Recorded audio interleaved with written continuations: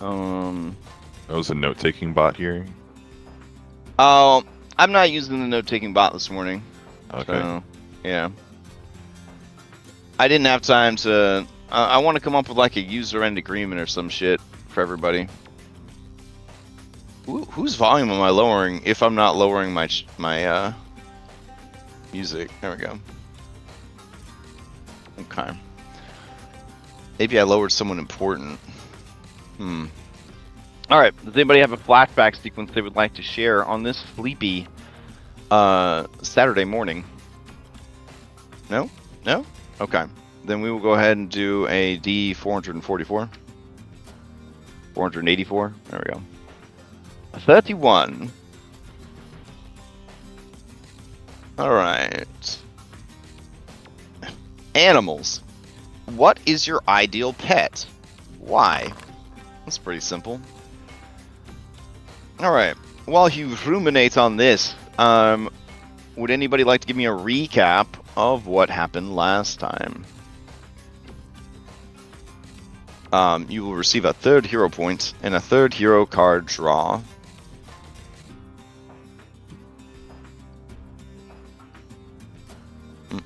Got an 18 from Bellinora, going once, going twice. Alright, Bellinora, what happened last time? Alright, I'm gonna have to improv this one, but we started off in the Vault of Secrets, the underground facility that's run by the Shield Marshals. We were there to gather evidence for our investigation into Shield Marshal Lovelace, to find her whereabouts. We had found ourselves down there in the midst of our plan, were discovered, and then chaos ensued, as it tends to do so in our wake. And basically where we started was in the middle of this nonsense. Ketrin defeated the alchemical golem. I caused the mechanical horses to pull the cart down the southern hallway to interfere with the ooze shield marshal and the people coming from that direction. Stacked the deck, did some pretty wild magical shit, killed the shield marshal in like one shot. That's pretty cool. And then Vulture was in Lovelace's office gathering evidence, and we all managed to reconvene back at the elevator we needed to escape from, where I was able to convince Brayley, I think his name, Braisley, was the best, goodest shield marshal we'd ever met. Convinced him to let us go because he was sick of being oppressed by Lovelace, and he convinced his men to stand down, and had he not, we probably would not have made it out of that basement. So we spent several rounds going up in the elevator, patching ourselves up. The ooze cube did hit us a number of times while that happened, and I think took Stack down at one point even. But we basically now find ourselves up in the factory floor above, where we have to try to escape because we're very wounded. And we're going to try to convince them to let us go through ploys and deception. And if not, well, we'll hope for the best. I see. Okay.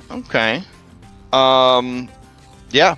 Go ahead and take your 3rd hero point and your 3rd hero card draw. Everybody, of course, discard your hero cards from last week and draw fresh hero cards. And would anybody like to answer the question? What is your ideal pet and why? This will get you a Faxpiration die, a D3. You could add to any dice roll. Going once. Going twice. Nobody? Nobody at all? No one in the whole group? No one wants to roll? This is crazy. Okay. Bella with a nat 20 going once. Going twice. Alright, double feature, Bellinora. Alright, so Bella is definitely a guinea pig kind of girl. They live in crates, so you never have to worry about them like knocking over your alchemical components and stuff like you do with cats. I see. Dogs way too reckless. Way too reckless. And you could literally use them as a guinea pig. Yeah. I see. Okay. You may ask the same question of any willing PC or any NPC that you've met in the campaign. I want to know what Zenny's pet would be. Oh, Zenny, you willing to answer? Although I think she told us once that you had a bone dog. That's true. Yeah. I was gonna say, a Bingus, aka a hairless cat, 'cause that seems quite appropriate. It's like, no mess, but they're kind of a bit spooky, but also, it's still a cat. But you're right, she did have a bone dog at one night. But that wasn't the ideal pet for you, though. I guess that specific one was, but bone dogs in general wouldn't be. So the ideal hypothetical pet would be a hairless. According to a veterinarian on our server, those cats feel like, quote unquote, a giant penis. Hold on. Do you still want one? Anyways, now that we've settled that and learned a fun science fact about animals, we'll go ahead and jump back into this adventure. You guys are in a warehouse. Yes, I remember. Because of the recap, you guys are in a warehouse. And you guys were rolling a die, and it was tense. Alright. And my internet's going really slow, which is weird, because it's fiber optic. Alright, I'm in. Let's see. Did we roll it and then hide the result? Or did we not roll it at all? Because, there was an emergency, and Larry had to step away, and he couldn't make the roll. That's right. That's exactly what happened. And it just so happens that I now have hero points I can use to roll with advantage. That's what was recorded last session. Can't vote against it. Wow, that's weird. Okay. Funny how things like that happen. Why is my health bar so low? Why is my... Because you've been getting the shit kicked out of you for 2 weeks. Yeah, you were unconscious, and I brought you back up with a minor healing potion. That's 1d6.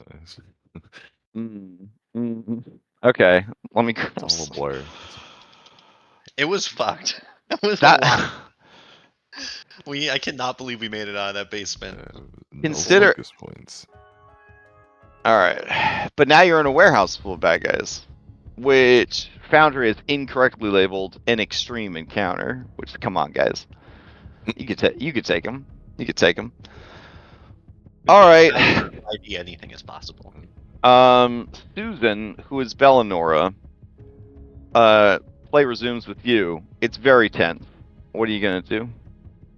Well, I guess I can't really take back my words. I had tried to convince them that there are criminals running rampant in the basement attacking the shield marshals down there, and they need reinforcements. Okay, even though you are the criminals. Yeah, well, I look at. They thought I was Lilith. Yeah, right. These are the same words we had last Saturday. But you do have Ghost Ketron with you. Yeah, Ghost Ketron does throw a thing in the mix. A guy with a glowing magic arm. Yeah. So, I mean, yeah, there's definitely that. The other two are a bit, we could probably, because, like, they're wearing glasses, so they're obviously scientists. Right. Yeah. I mean, the lenses were poked out of the glasses, because neither of those characters needs glasses to see, but still. No, our disguises are ruined. Okay. So I'm gonna, that's gonna be that's a very high DC, but you can roll it. I think we rolled it last time, right? We started to roll it, and then Larry had an emergency and had to leave. Oh, right, yeah. It's a fresh roll. Yeah. I hope that emergency went okay, by the way. Yeah. All right, so if you want to roll it, roll it with advantage, you use your point or whatever. Holy shit. Rolling twice, and then I will roll my Faxpiration on it. Oh, you're going to add your Faxpiration to it? Holy shit. Okay. Accidentally clicked off it. If I do that. Alright. Okay.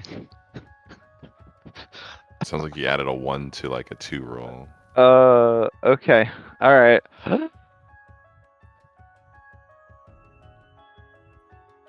Okay. This guy from the window. He calls down and he says, "Well, then who the hell are you?" You don't recognize me? I'm Lily, Short Stack Lily. I was here like 10 minutes ago. Oh! Why, you're all beat up? Yeah, the criminals down there, they attacked us. We're all super injured. We can't go back down. They need reinforcements. All right. The guy says, "You hear that? They need reinforcements." And combat ends as they prepare to go down because you got a nat 20 into a 35. Yeah. Nice. All right, let's go. We need to go patch ourselves up. It's also Okay. worth mentioning that that was your first roll, not your second roll. So you would have It been is able what to it do that. It would have been able to do that last week, one would say, if all numbers are predetermined and preordained. If that's the say hard case, I will just say that you guys in the kerfuffle, you sneak away. We literally walk out the front door. You just walk out the front door, a little limp out the front door. But yeah. Well, some of us walk, some limp. It's a column A, column B. All right. In that case, I'll take you back to the map.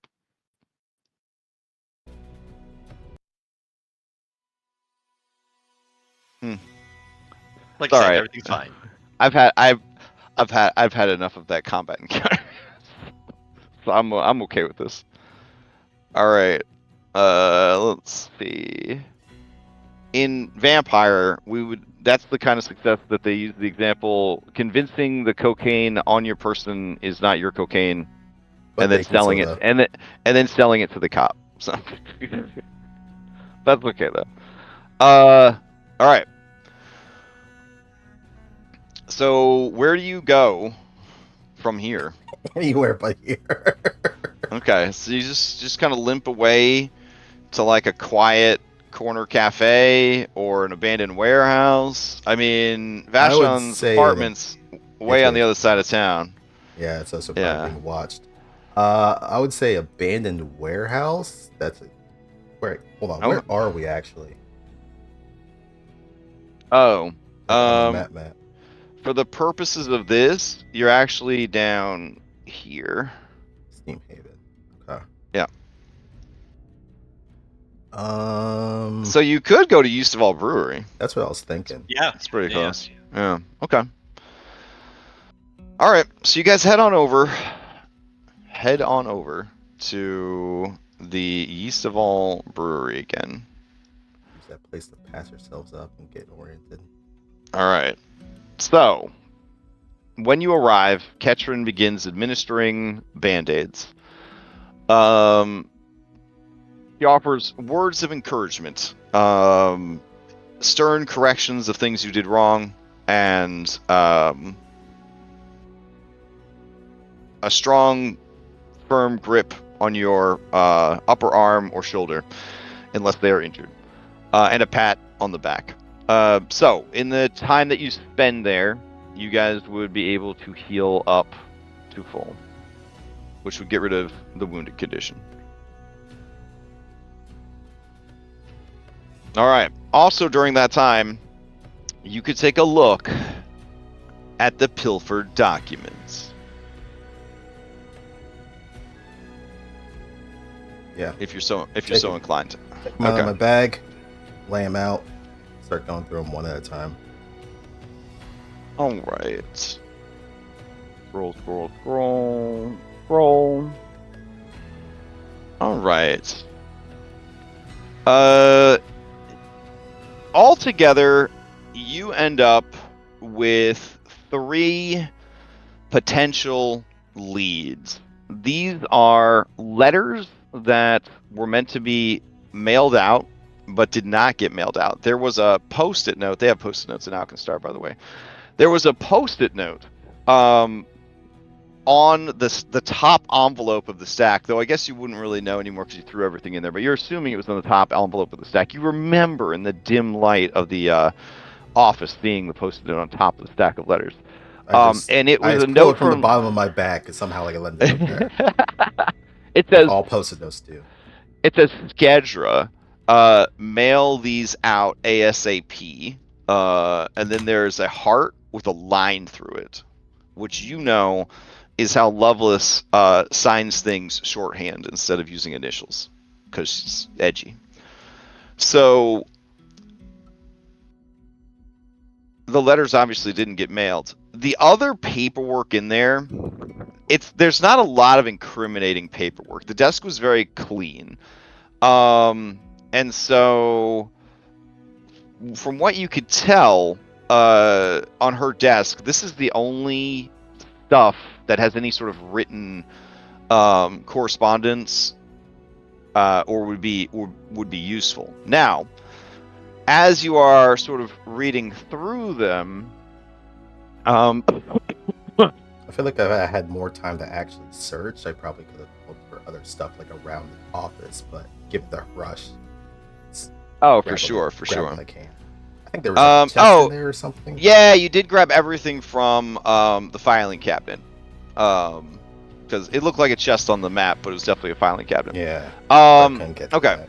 So as you're kind of going through, well, no, you said you grabbed everything off the everything desk. that was on the desk itself, like the Okay, desk, but I saw that there was like a chest, which I guess is a filing cabinet that was off to the side. So Gotcha. If it was locked or something, I couldn't get to it within that time. Fair. Yeah, you were kind of pressed. It felt like you were a little pressed for time. Yeah. All right, so there is a writing set that you stole, so I'll add that to your character sheet. Big money. And then you did find stationery with her letterhead, so there's that. If you feel like you want to make forged documents at some point. All right, so the first letter describes let's see. The first letter is to Christia Tombend, and it essentially is thanking her for her generous financial contributions to the Shield Marshal's annual ball. Things I'll be taking some time, some personal time, but when I return, I think you'll be pleased with the future of our fair city. And then it's signed with the heart with the line splashed through it. So that's the first letter. It's to Christia Tombend, thanking her for a significant financial contribution to the Shield Officers Annual Ball. Then there is the newspaper clipping of a man named Wrangle Feruza, and there is art of Wrangle. Where is it? Oh, okay. I don't have Wrangle Feruza's art. Hold on a second. Maybe I'm spelling it wrong.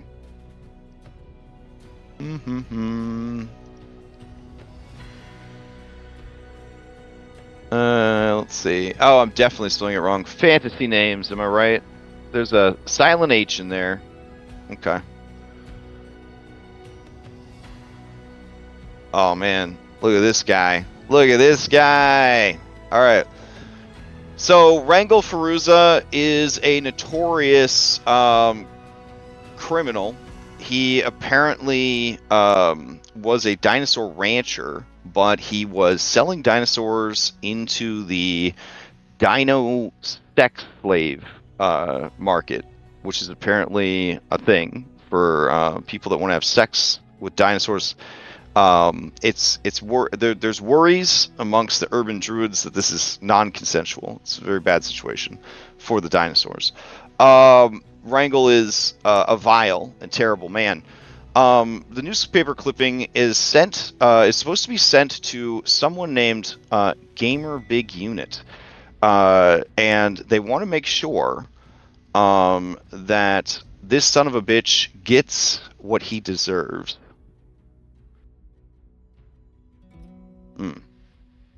And then finally, the third letter has the address of something called the Bone Inn Ranch. And from what you could tell, it is located out in the Mana Waste. And there is a picture of a woman with healthy proportions, one might say. And there is a bounty listed on her, and it says, "Get posters made. Get this bounty going. Shut her up." And that was addressed to Shield Marshal Thorn. May I roll a recall knowledge to know who this dashing darling is? Yes, you may do a society recall knowledge, but just recall knowledge in general would work. Let's see. With those checks.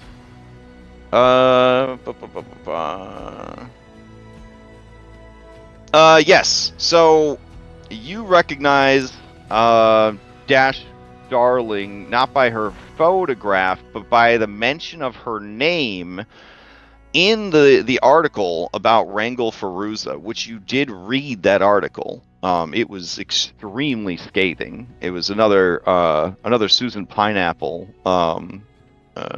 article. It just basically, this is the most reviled man you've ever heard of. But to add to his reviledness, he apparently lives unmarried with 2 women on a ranch very, very close to the dead spot, which your knowledge of the mana waste tells you is the epicenter of wild necrotic magic within the mana waste. It was essentially a very powerful ley line that through wild magic corruption basically has a direct conduit to like the void. It is said that anything that dies in the dead spot rises again as an undead, and it's considered an incredibly dangerous place that everyone avoids. But this Wrangle guy, he owns a dinosaur ranch out there. He lives with 2 women, Dash Darling and Luna Lovelace. The women who they tried to the women they tried to contact and be like, hey, what's going on with this guy that you live with? They refused to comment for the article. So it is kind of strange that Lovelace basically wants to make sure that Wrangle Feruza, quote unquote, gets what's coming to him, which he will. He's going to be publicly hanged in a few days. And then that Dash Darling, his girlfriend, common law wife, has now has a bounty on her head. And then we have a Luna Lovelace.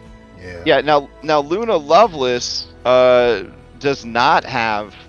There's not any letters about her, so maybe the letters already went out for her, but you guys don't know of any recent bounties about her. Would I have seen anything when I visit the bounty hunting station or whatever? Yeah, I mean, you only just now have like a human body back, but I mean, there was something about this woman's photograph that was memorable to you for some reason. You were just like, Big hat. Yes, hat. You were like, God damn, that's a big hat. Like, wow. I thought I had a good hat, but damn, Yeah. that's a really nice hat. A hat like that, she's probably got back issues. That's what you were thinking. Yeah. So yeah, you do know that if you had seen such a flyer, you would have remembered. So that obviously hasn't happened yet. Her picture is not. You did not see any flyers for her yet. Well, Yeah. It looks like we're going to this Bone-In Ranch. That's the best lead we have here. I can do a little bit of investigating. Probably in the morning. Do you want to do society on your other leads or no? Yeah, sure. Yeah. Okay. Let's see. Christia Tombend. Okay, so Christia Tombend is a millionaire. She's a rich investor, not an angel investor, like a very hands-on, likes to make big decisions investor.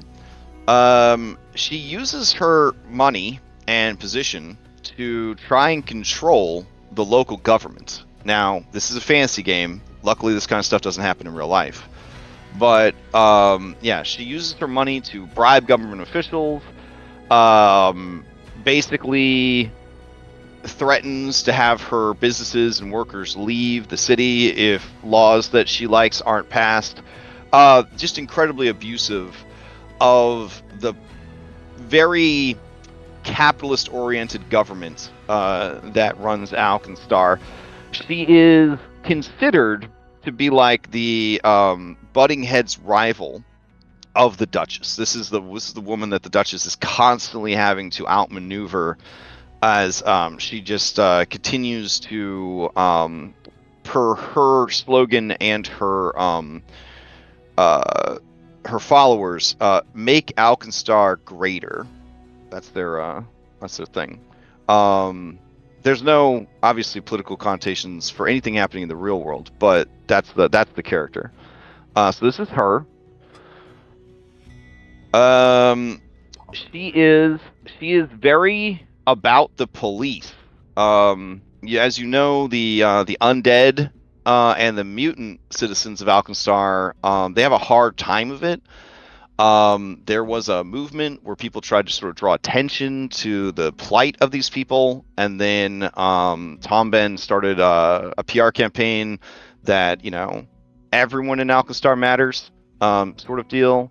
And then there was a lot of like nationalism, a lot of police worship. She is a stalwart supporter of the police. Her motto is, the only people that fear the police are people that are doing something wrong. So anyways, you would know that she has a charity art gala coming up soon at her penthouse apartment. That is actually this Friday. This Friday night. It's a very rich, very hoity-toity, white collar, gold jewelry event. But that's happening this Friday. You also know that the guy is going to be executed at high noon on Saturday for his dinosaur-related crimes. You also know with some research that he has probably been framed for these crimes. Yeah, when you cross Loveless, that you tend to have a big rap sheet full of nonsense. All right, so I'm going to add Art Gala to your character sheet. All right. And let's see. That's going to be at 7 p.m. Which is 19. There we go. Do we break this guy out? Like, what do we do? This is a very Grand Theft Auto part of the adventure. You can do all or none of these things in whatever way you feel is best. But I will tell you this: the Bone-In Ranch is about 2 days outside of town. So if you left to do Bone-In Ranch, you might not be here for this dude's execution and this gala if you wanted to try and interact with that. Which you don't need to, but if you were looking for leads, these are the leads that you guys have. These adventures are pretty good about, like, you know, giving you multiple ways to get the information that you need. Kind of like earlier, remember in book 1 where you could like do different routes of investigation? You didn't have to do all of them, and you kind of kept getting like similar information from the different routes. It's very similar to that. There's another task, which is I'm currently a level 8 character without any weapons at all except my teeth. And same. Also, all of my class features are turned off until I spend downtime to make a new implement. Ooh. Yeah, I'm in the same boat. Okay. We have money. I have the money for it, but I need money. Yeah. I can buy a new weapon. I have enough for that. by the runes for it, but it just simply takes a day of downtime to make a new implement. I just lost both of my implements. Well, we have 2 days until this gala happens. So, whatever you're able to do within But that there's time. overarching time pressure as well. If any of these seem like they won't involve combat, then we can do those first. The Art Gala might seem like, a social, like, The Art Gala will turn into basically what we just did. oh, don't be pessimistic. I mean, You think That worked so? out great. You think we should sneak into a place where all the richest people are in like the city and heavily guarded and rely on everyone in the group succeeding deceptions? Yeah, it'll go great. Why don't you sound more confident? I just lost my weapon and implements. Wait, this is what Tony Stark tells you, that if you're just your implements, maybe you didn't need a null. I don't know. I botched that one pretty good, but you get the idea. You were on there. Yeah, Tony You're more than your. Hey, yeah, exactly. Of all the people to say that, like, maybe we should take the day, do all our chores, then. well, it's currently 7:20 at night, and you're in a yeasty old factory, and then you have all day tomorrow, and then you have Most the gala of tomorrow. the or gala most on of the day afterwards. and Yeah, then most of gala the day at after. night. Yeah, but then the gala kind of runs right up into this dude getting executed. Very next day afterwards, we'd have a couple hours to reorient ourselves, Yeah. and then see if we can get this guy out. Because, Yeah. I mean, if he has something on Loveless, maybe Well- that's worth. This guy, he is going to be publicly executed, so there will be some time between him being executed and him, being driven to the execution. We just gotta figure out when they are going to move him, and then They're going to execute him on this bridge right here.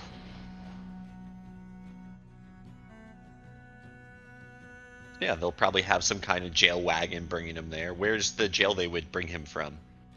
Oh, I have this information. Hold on. Place we just came through. No, Yeah, that's just a bakery. I don't know what you're talking about. Let's It's see. not a black site at all. Where's this prison at?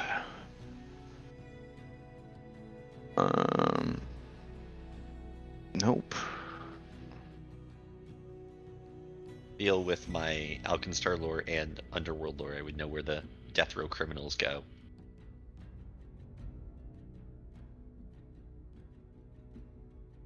Yeah, I'm checking. Let me see.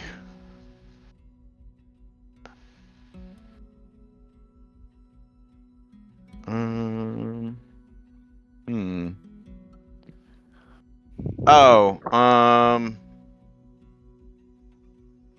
nope, that's the Dirty Fork. Where's the Oh, here it is. Okay. He's being held in Ironhold Asylum. So he's not even in a prison. He's being held in an asylum because only a crazy person would start a dinosaur sex trafficking ring. And it's easier to quiet people in an asylum so they can't talk in their own defense. What? That's crazy. Just like the people in the asylum. So Ironhold Asylum, the warden is a man named Victor Havoc, sometimes known as the Iron Viper. He is a human of Snake Man bloodline. He's a figure of both fear and respect within the walls of Ironhold Asylum. His reputation for being unyielding and strategic leader precedes him, and his very presence commands authority. Known for his iron will and tactical mind, Warden Havoc ensures that Ironhold remains impenetrable and that order is strictly maintained. He was also in the military before retiring to become the warden of Ironhold Asylum. And we should break in there and fight our way out. Given the age of Loveless, it is, you are not surprised to know that she and the Iron Viper go way back.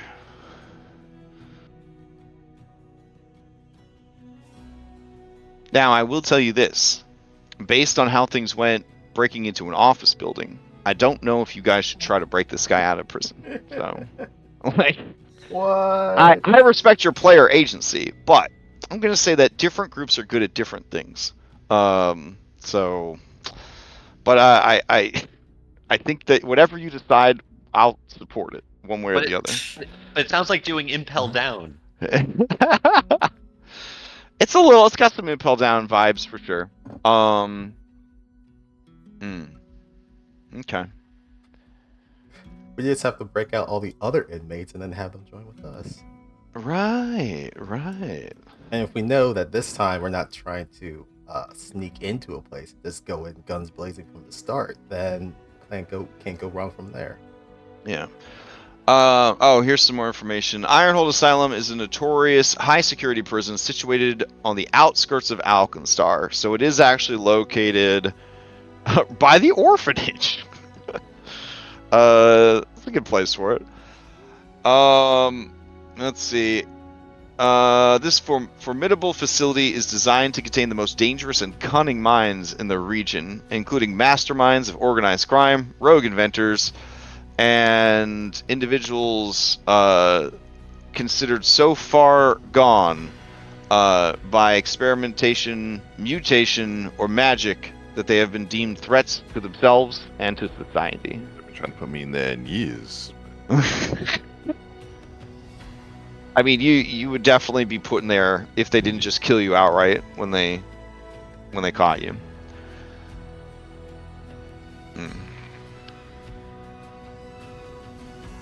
Oh, the location is also noteworthy because it is one of the least wild surgy regions in the city.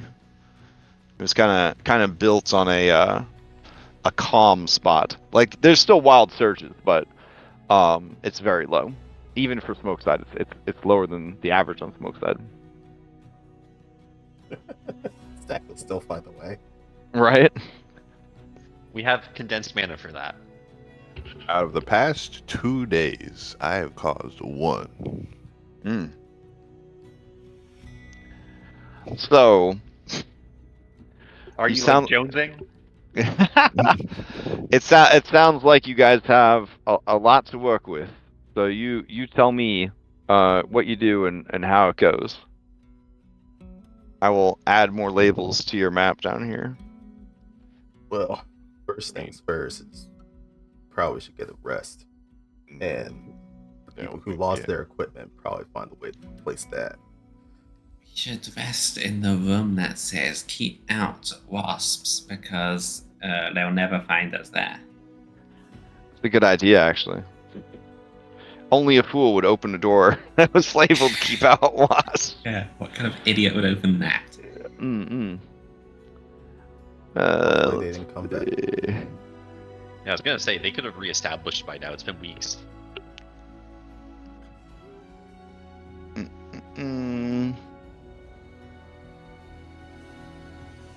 All right. So, unless anyone wants to do anything tonight or discuss what we want to do, I personally think that sneaking in an art gallery might be easier than it sounds.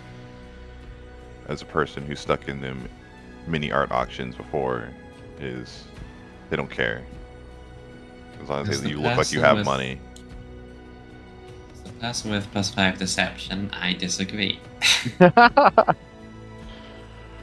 You're a Pathfinder character that can't do it all? That's crazy. That's crazy. No, that's actually you could sneak in there, Stack. Like, you could just go alone. You just go alone. I could go with you, Stack. I'll go with you as well. As long as the party is okay with players being benched while people are doing certain missions, I am okay with splitting the party for these things. I know that some people, when they show up to play, they want to play every minute. They want to be in every scene. So I just want to make sure that everybody is okay with potential split like that. Don't split the party as a cowards rule. Wow. I mean, I'm joking, but it's kind of What a do you think? it's kind of a paid game rule. It's kind of a I paid know, game I know. rule. Yeah. I'm much more when I run home games. I allow split party a lot more because then people are like, "Cool, I'll make the pizza," or I'll go pick up some more drinks or something. And yeah. Plus, in person, it's just a lot more exciting to watch other people play than it is online. Yeah. All right. So I added some stuff there. Oh, you probably want to know where the Tom Ben suites are. So might as well add those to your map too. Mm-hmm.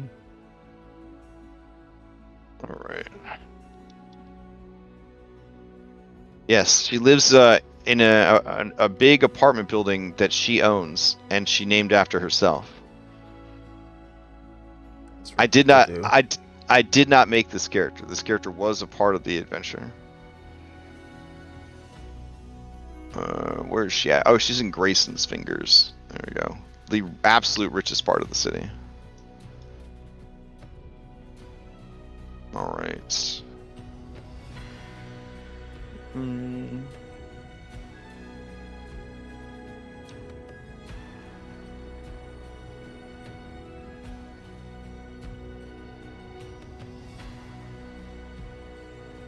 Excellent. There we go. That map is nice and filled out now. All right. So, what do you want to do first? Do you want to just fast forward through a day and say that you spent the day gathering or purchasing the things that you needed to replace your missing equipment? Oh, sure. Or Okay. I don't know if like information as well. the government and black gather market information. vendor has anything. Gotcha. All right. Speaking of government, Walter would suggest that we pass along this information to Phoebe, so they have an understanding of what's going to happen in the next couple of days, so they're not caught off unawares when shit goes bad. Okay. Yeah, that works. I wonder if our scientists made it back to them. Yeah, I'm sure they definitely Yeah. did. They ran. They ran. They definitely ran. Right. So remind me, what happened with those people? It was a little fuzzy out in the desert. Things got a little bit mixed up and rushed on our way back into the city. We were panicking about the lack of costumes. We let them go when we got in the city because we knew they were going to die if we brought them into that basement. And we thought they had the nationalism in their heart. They seemed real fired up at the time. Right. I'm sure a moment of clarity and sobriety came when they found themselves untethered. So we leave that part out for for Phoebe. Okay. So So that will down bite later. us in the ass. I will take you to the next day. All right. So we'll do a sort of a wibbly wobbly, timey wimey oath day. The 8th of Rova. So you meet with Phoebe, and you tell Phoebe what happened. Phoebe says, "Scientist? Nah, nobody ever came a knocking at the Bolt and Barrel. At least none that were looking for me or said they were a scientist." Okay. Then you tell her about the 3 leads. And this is the information that she has about the 3 leads. Christy, a Tom Band, and then she hawks a fat wad on the ground, and then she steps on the fat wad, and she grinds it into the sandy dirt, and she says, "That woman is a cancer. She's a tumor. She's just a vile. She represents everything that's wrong with the Alkenstar way of life. Just abusing the system every turn. A woman with that much money could change the world for the better, but all she wants to do is shape it in a way that makes her more and more rich and powerful. And then when people ask her, why don't you run for office? Why don't you join the city council? She just titters and laughs and says, oh, I'll leave running the government to the experts. Uh-huh. even though half the people on the council are on her God's damn payroll anyways. And then she goes on for a long time. She has a lot of very strong views about this woman. And she says, oh, I ain't surprised at all that she's funding Loveless. I wonder if she knows what she's funding. And then she kind of makes a face like, oh. Well, I guess we'll find out if we get to the gala. Now, hold on. I heard about what happened at the Tasty Cakes factory. If you go near this woman, I need you to promise me, as vile and terrible as she is, you cannot kill her, because she has followers all over the region, the world, the city. They will turn her death into some kind of martyrism, and her radical political views are going to be suddenly, violently carried out. Do you understand? Tragically, yes. All right. OOC, it's good that this is just happening in a fantasy game. So just want to throw that out there. Thank God the real world is much more stable. So, all right. So she says, but here's the thing. I don't know how you're gonna get in there unless you, I don't know, disguise yourself as the help. Maybe. Events like that, they always got people coming and going. But from what I understand, she don't even use Shield Marshal security for her events. She always goes private sector. Her favorite go-to is them leadsmiths. They got red bandanas and goggles. It's like their signature uniform. Yeah, we met one out in the desert. Wait, why was one out in the desert? They were part of the transport team. Are you telling me the leadsmiths were working with the Shield Marshals? Yep. How interesting. I didn't think this was surprising. Well, it's surprising given the information you just presented to me, because Tom Ben's involved. She loves hiring out the leadsmiths. She's funneling money into Lovelace's activities. Lovelace's activities are being backed up with extra manpower from Tom Ben's favorite mercenary company. You see how it's all connected? So I'm going to say that, yeah, if you can get into that gala, what a fool. Hosting it in her own home. Wow. You just need to sneak away from that party. You could probably find all sorts of incriminating evidence. All right, this next one. Oh, yeah? I was going to say, what do you think we should do if, like usual, the house ends up on fire? Well, I don't... how about just don't set the house on fire? We will try. We're taking a note. Make a promise to yourselves going in. You're not going to use no magic. You're not going to tell outlandish lies that you have difficulty backing up. You're just going to keep a low profile and quietly ask around for some information. Have you ever considered that? Yeah. I mean, yeah. And then somehow we lost. There was 4 officers dead. Somehow. Hey, outlandish lies got us in and out of that problem.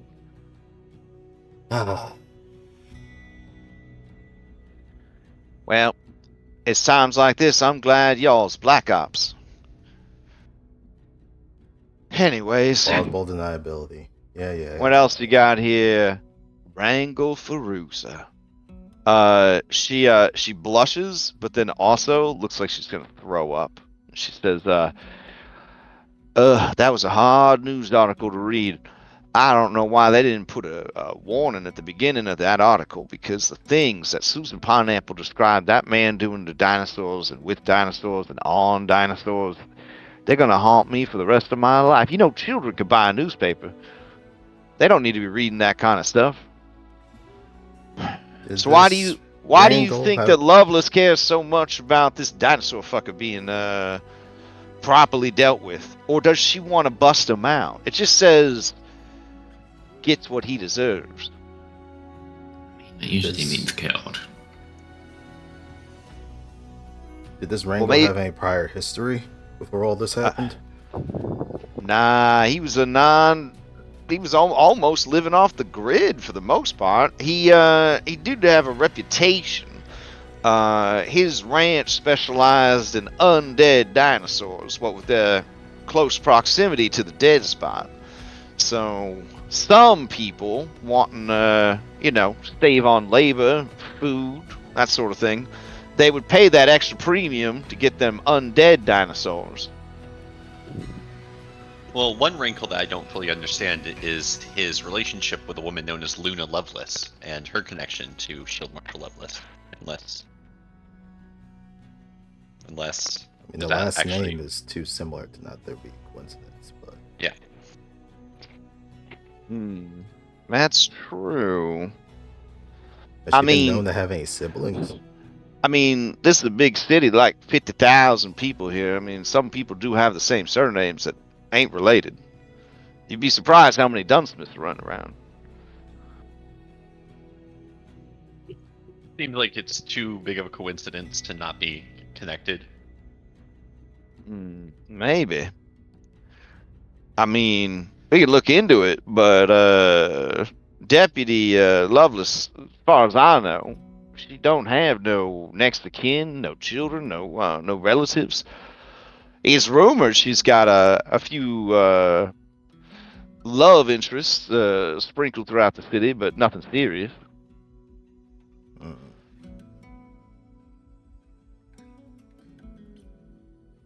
Well, And then, as for this last one, Dash Darling. I mean, I don't know what she's guilty of. It doesn't even say what the bounty's supposed to be about. Just that he's supposed to put up some posters. I mean, people want to know why they're hunting someone down. I guess she's just assuming that Thorne's going to make something up. that seems to be part of their MO. But you're saying that this Dash Darling is mixed up with Wrangle Fruza the dinosaur fucker.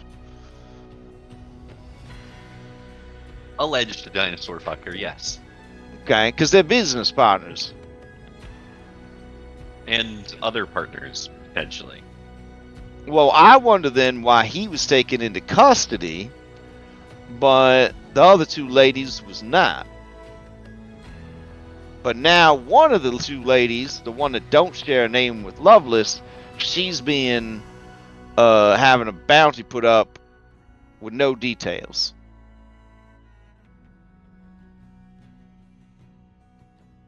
Hmm.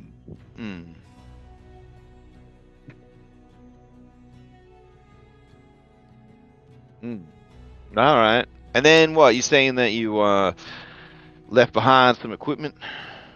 Oh yeah, we lost all weapons. Mm. I posted him and Zenny. I think that can't be replaced. Just a few hundred gold, you know? I see. All right. You Well, break- if you got break out the good stuff, and he gives her a wink. she her feelings about you and your recklessness with magic are no secret. When you wink at her, she makes a face like she is going to throw up. She turns away and she says, "If you give Boomer the money, he'll be able to hook you up. I'll look into this Luna Lovelace connection, see if I can find anything out. But in the meantime, please take my advice to heart when it comes to Tom Bend. You do not want to make an enemy of her or her followers. Just get the information quietly. Regarding this wrangle, if you really want to get a hold of him, your best bet's going to be when he's being escorted to the executioner's block. Based on what I know, they'll probably do something like this. leaving Ironhose Asylum. They're gonna cut across, follow this road up and over to the bridge, like so.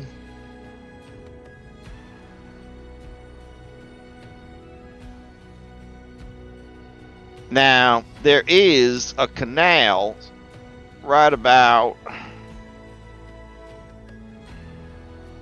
here. If you could somehow divert traffic onto that canal street, they'd have to go and then take the road along the river instead. And that canal could be a choke point if you're looking for a good place to waylay them. Just an idea. I can scout that out.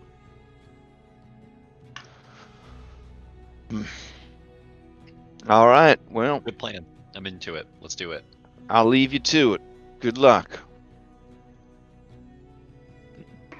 So we go to dinner tomorrow night, and then we bust this guy out, and then we go out to the ranch. Or maybe we don't need to by then.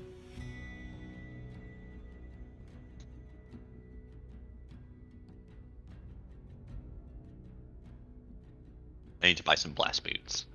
Oh, I guess we go talk to Boomer. All right, so you guys speak with Boomer about getting equipment. As usual, he can procure things that would normally be outside of the range, so magical items up to your level, if they are essential for your build.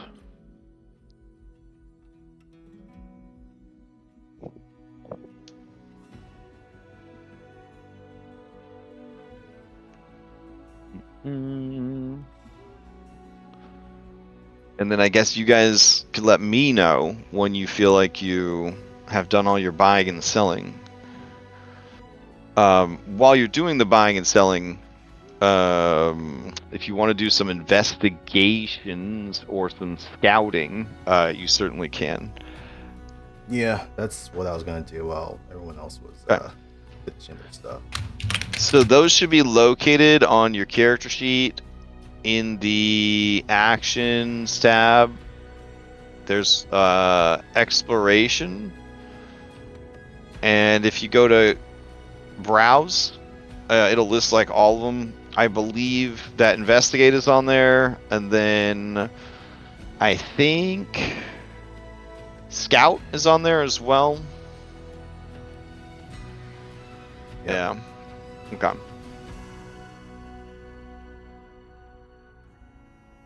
that off.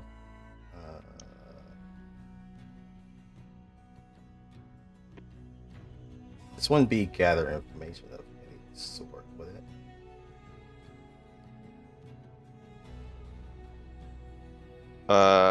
Stack. A Ring of Wizardry is an uncommon level 7 magical item. You would not be able to get it. Oh, wait, is the level under Well, SB? it's the uncommon tag. Like, Oh, okay. yeah, anything uncommon and rare is much harder to get a hold of. Okay. Yeah. I will say in this book there are a couple of opportunities to go shopping for like rarer equipment. So just kind of keep that in mind.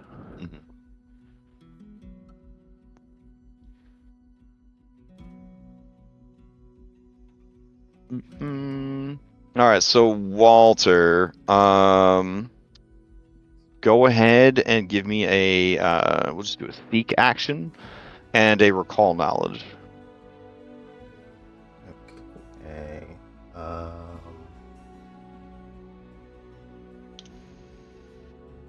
So I have this since I took Bounty Hunter dedication at level 8. Trying to factor in some things with this. Because Hunt Prey does give me bonuses to seek. Mm-hmm. And then, well, you've seen or heard about this guy, and you learned about him from a bounty board or whatever. So you would have a +2 to gather information checks. right, Which would and then you have something that lets you sub out a different skill for diplomacy. Otherwise, gather information would be a hidden diplomacy. Right. For the so it'll be seek and recall knowledge. But I think for But yeah, if you do want to just gather information about him, you could always do gather information as well. I'll leave And that then- for someone else to do. Okay. All right. So here's my seek. Seek to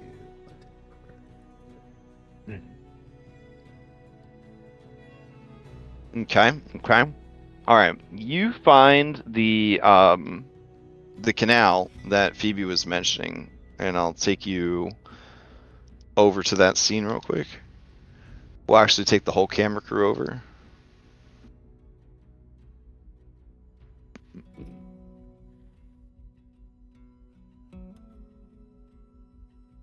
All right, so what would happen here is they would be coming and following this arrow. If you diverted the traffic. Otherwise, off map, they would just be going straight and avoiding the canal. But looking at the canal, it definitely is a good chokehold for catching a guarded wagon off guard. Now, this right here leads to the waterfront. So if they got through this gate, they would be on a very crowded street.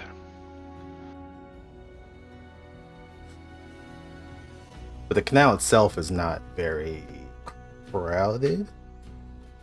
This particular area is because of the waterfront, like most of the vendors and stuff would prefer to be down by the water. So this really only caters to like this local borough. So it's a lot of like just poor street vendors, and in Alkenstar nobody really pays attention to or listens to poor people. So a lot of orphans like fishing out of the canals and things like that. Okay. This has a very flea market vibe, whereas the waterfront has more of like a boardwalk, boulevard kind of vibe to it. Separated only by this, series of row houses and stone gates. So this wouldn't be a bad place to snatch him. Also, boardwalk could work as well. So if a weapon has the monk tag. Well, remember the boardwalk is going to be out, like, in plain view of like everything, whereas this is kind of more sequestered away from the main street. Is the appeal? On the boardwalk, you would imagine you're not going to be on the boardwalk. You're going to be on the boulevard that looks out over the river, and then there is a boardwalk there, but he's not going to be brought to the boardwalk, if that makes sense. Well, So, I'm thinking if, because it's likely to happen, chaos breaks out. Mm-hmm. Boardwalk, I mean, would make things difficult for people to try and reestablish order. Oh, I mean, if you wanted to flee to the boardwalk kind of thing? Flee to the boardwalk or snatch him in the middle of the boardwalk so it becomes difficult for anyone to try and pursue out of it. Okay, but I'm trying to say that, like, he won't be on the boardwalk. He'll be on this road that goes alongside the... Yeah. Right. So that's only if you divert the course. Otherwise, he's just going to go along the normal road and then cut towards the bridge. Right. Yeah, but this would be the bridge up here. Let's see. Bridge. And then this would be the canal down here. So if he got away from you guys here, he'd be on this main thoroughfare. There is a boardwalk here, yes, but it's not where they're going to go. They're going to be just going on the main road over. But because this is such a busy district, the police response time would be a lot higher. Now, you could just try to grab them off of a main street in the city and not worry about the canal.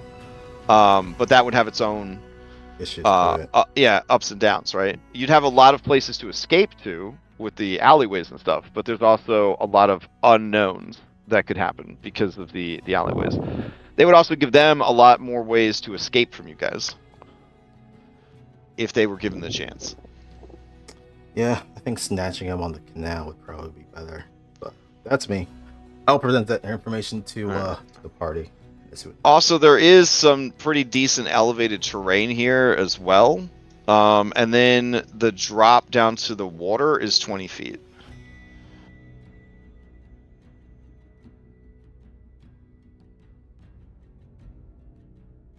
Okay.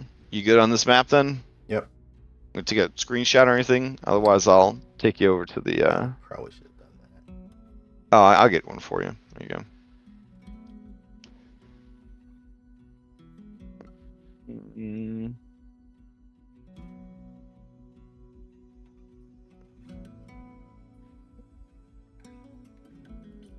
All right.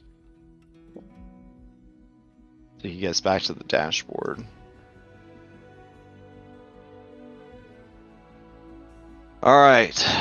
What was the question about monk weapons? Oh, nothing. I saw this thing called the bow staff, which was just like a staff with a bowstring, but it was uncommon. And then I saw right. And I saw a couple other things. I was got talking you. about weapons, but Okay. no, the bow staff had the monk tag, and I didn't know if that meant I was like couldn't use it or not. I believe that it just means that it triggers certain abilities of monks, but Right. anybody would be allowed to use it. A bow staff is a common weapon, though. Oh no, bow as a BOW. Oh, gotcha. It has a string in it, so you can shoot arrows out of it. It's like a that's combination cool. weapon. Yeah, it's a combination weapon. Oh, that's cool.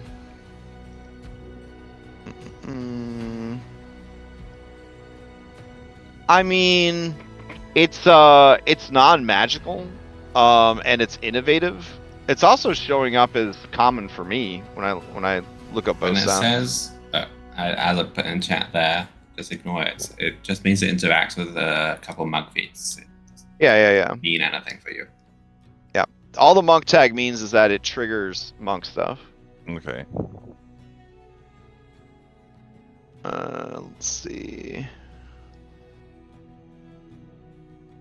Oh, I was just looking at bone staff like in Foundry, and it's coming up as a common weapon for me.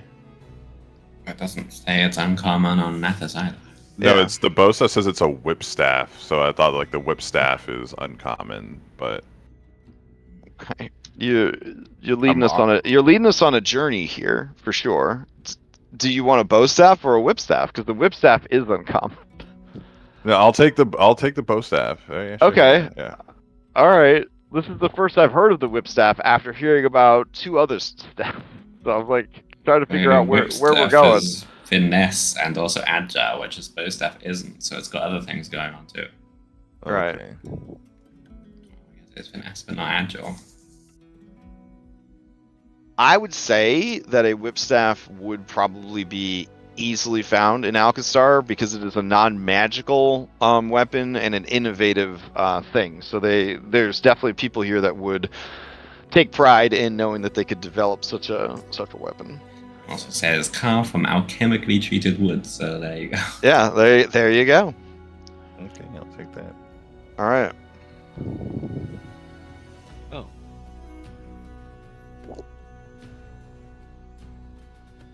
So control plus to search. It's Control space. Control space. Control space. Oh, okay. Yeah.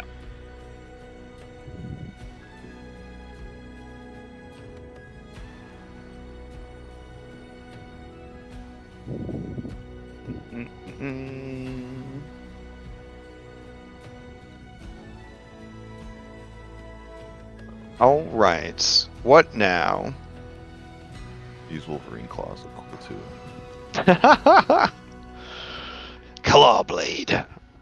This handheld weapon's 3 parallel blades extend between the fingers to resemble the natural claws of the Amurans who created them, providing a way for those cat folks without suitable natural claws to share the fighting customs of their kin. Aww. Now, this has the catfolk tag, which as a catfolk, I believe, even if the DM is real stingy with uncommon weapons. You could argue as a cat folk that you would be able to locate and find the weapon easier. Okay. Yeah. Having money to buy both of these. This is apparently why all human fighters are raised by gnomes, so that they could use the gnome hook hammer. Even if their DM doesn't want them to. The gnomes have a really cool like transforming gun too. I mean, them little aliens, bro. They got it figured out.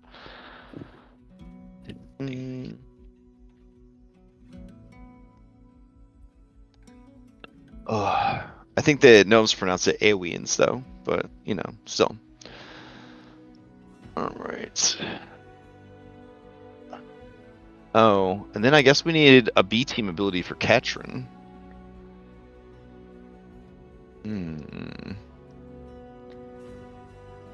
All right. Retributive strike would be the obvious one, I think. Yeah. Does that Okay. do the reaction too much? I don't know. No, that's fine. I mean, it uses one of your guys' reactions to do it. Yeah. All right. Is there a limit on how often those happen? Let's see. How often what happens? How often you can use PT? Each NPC can be activated once, and then they have to essentially refocus. Yeah. They can be used like once per combat. All right. So Ketrin will have retributive strike. Damn, where is that? Shield ally. I'd love some What's up? input from the team on useful things for taking out this caravan, whatever it is, escort mission. I can do black Bombs? powder I can do black powder kegs, which could take out a bridge. I have the greater smoke bombs now, so we can use that to cover sight. Although, Like sleeping gas, or I don't know if I have sleeping gas. I'll look. I don't know. I'm just There's spitballing too that. many things. There's just like way too many things to know all of them. There's got to be something in here that puts the people to sleep.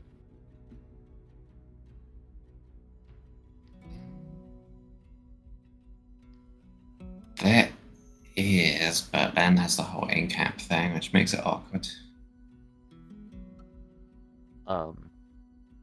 One thing that I have that's fun is octopus in a bottle.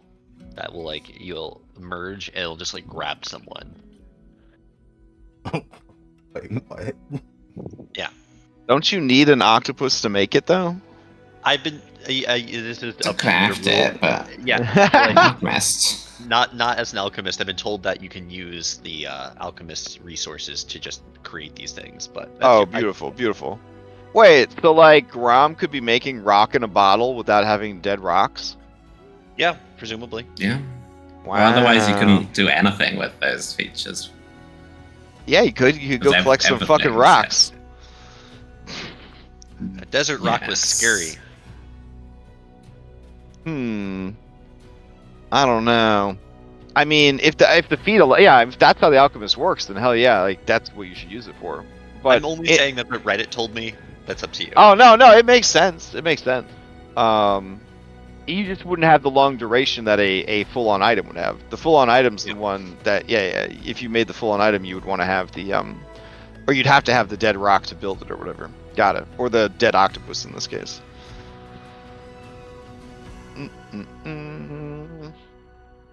All right. Passive ability of Ketrin. Okay. We're gonna make it a medicine bonus. Okay. Medical knowledge. Yeah, that seems good. All right.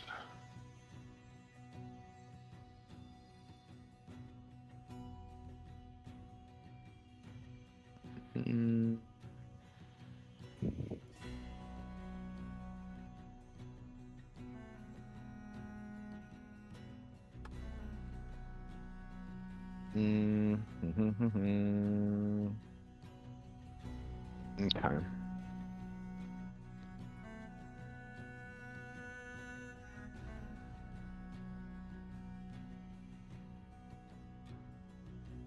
Katrin. All right, passive. Medical training. All right, Katrin provides a +2 circumstance bonus to medicine checks for, what's it called? First aid? Is that the one you do in battle? Battle medicine. Battle medicine, thank you. For battle medicine checks.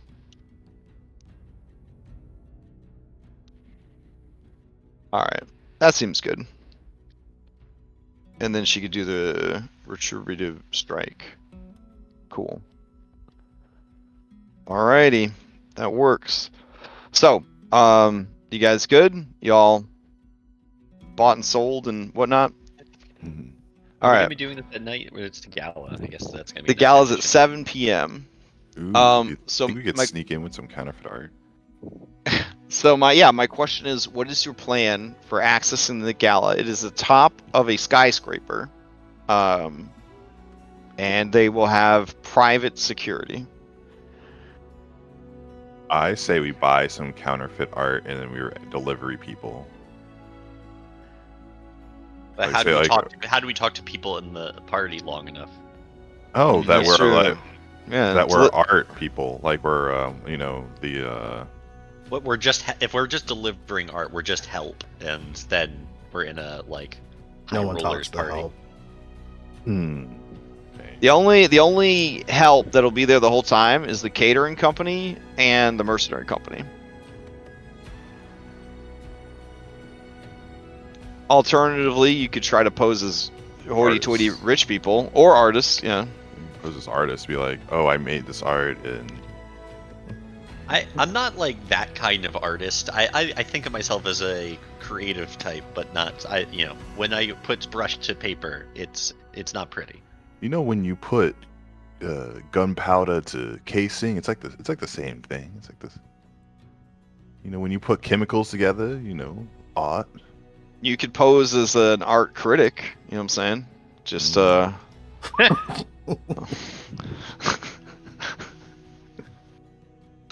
Bella, I think Oh, I could pull could do that that. off. I did that professionally for a bit. And another life. For real? In college, I ran the newspaper for art critics. All right, stuff you're for- leading. Okay. You know what you're doing already.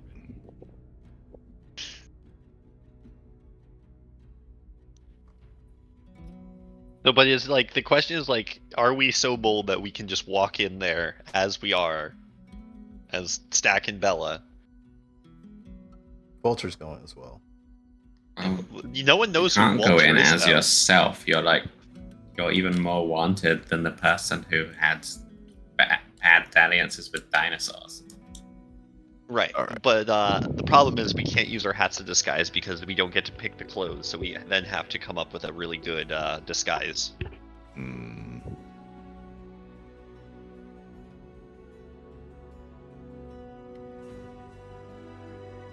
All right, craft. I know it's early on Saturday for some of you, but go ahead and craft me a believable scenario here. Yeah, we make some disguises. We go in as Okay. critics. We Now you're Yep. you're doing mundane disguises or magical disguises. It's gonna have to be mundane because we don't pick Okay. the clothing on magical disguises, That's true. and we have That's to be true. fancy. Okay. All right. I'm gonna craft my disguise.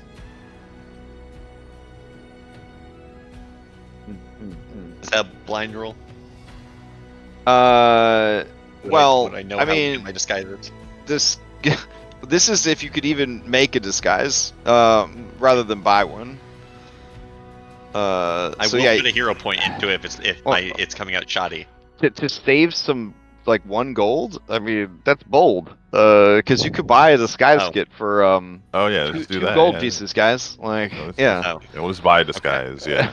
Remember, Stack. every disguise kit, you should be labeling each of your disguise kits so that you have all these different disguises. You know, like Mission Impossible mask. you know? Okay. Yeah, I have 2 disguise kits. Yeah, I probably have Yeah. one. Yeah, Stack's alter ego. He dyes himself orange. He puts on some like mascara stripes. He's a tiger now. He puts on some like very fancy white gloves and like a tuxedo suit. Okay. Oh yeah. All right, so everybody purchase your disguise kit. Bella, if you wanted to spend a few hours of your day making a disguise kit with that 28, I would allow it. If you want to live that cosplay girl fantasy, that's cool. That's who she is. Okay. Now, to actually disguise yourself, you essentially are doing an impersonate with deception. I'm storing the skill check, so I'm pinning it to chat. And then anytime you interact with people, that's what they're going to go against to see if they see through your disguise.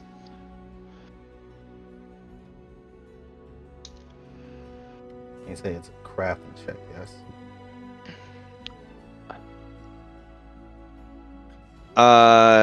No. No, it's definitely not a crafting check. You buy a disguise kit, and then you put it on, and then you would make a hidden deception roll. Oh, my bad. Yeah. So impersonate. You create a disguise to pass yourself off as someone or something you are not. Assembling a convincing disguise takes 10 minutes and requires the disguise kit. A simpler, quicker disguise might do the job if you're not trying to imitate a specific person at the DM's discretion. In most cases, creatures have a chance to detect your deception only if they use the seek action to attempt perception checks against your deception DC. So basically, if you overreach, right? Like, then they would be like, wait a minute. Then they start looking into how this person did. Okay, gotcha. Or if you attempt to directly interact with someone while disguised, the DM rolls a secret deception check for you against that creature's perception DC instead. So I just have you guys roll right away, and then I just store it for later.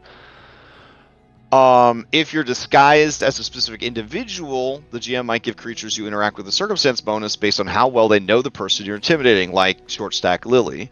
Or the GM might roll a secret deception check even if you aren't directly interacting with others.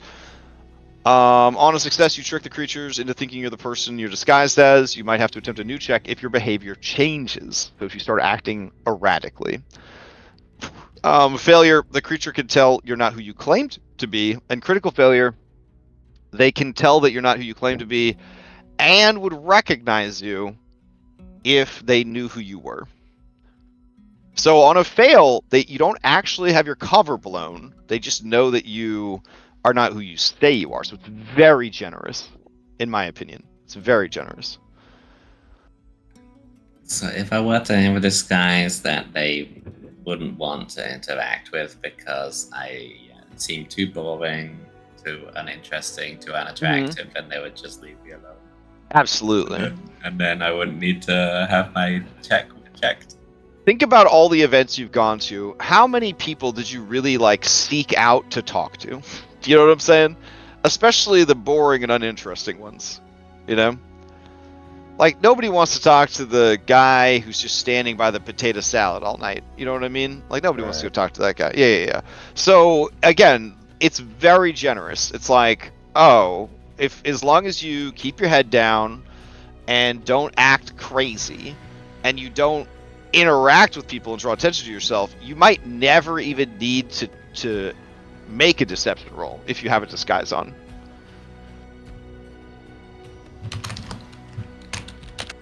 Now, if you're pulling a Team Rocket and you're pretending to be a medical doctor performing surgery on Pikachu, people are probably going to start wondering, is this legit? Back to deck. I have never Would you like to heard share some waffles? Oh yeah, sure. Skill waffles. Right. And then I'll make an awful fucking roll. This is for my disguise kit.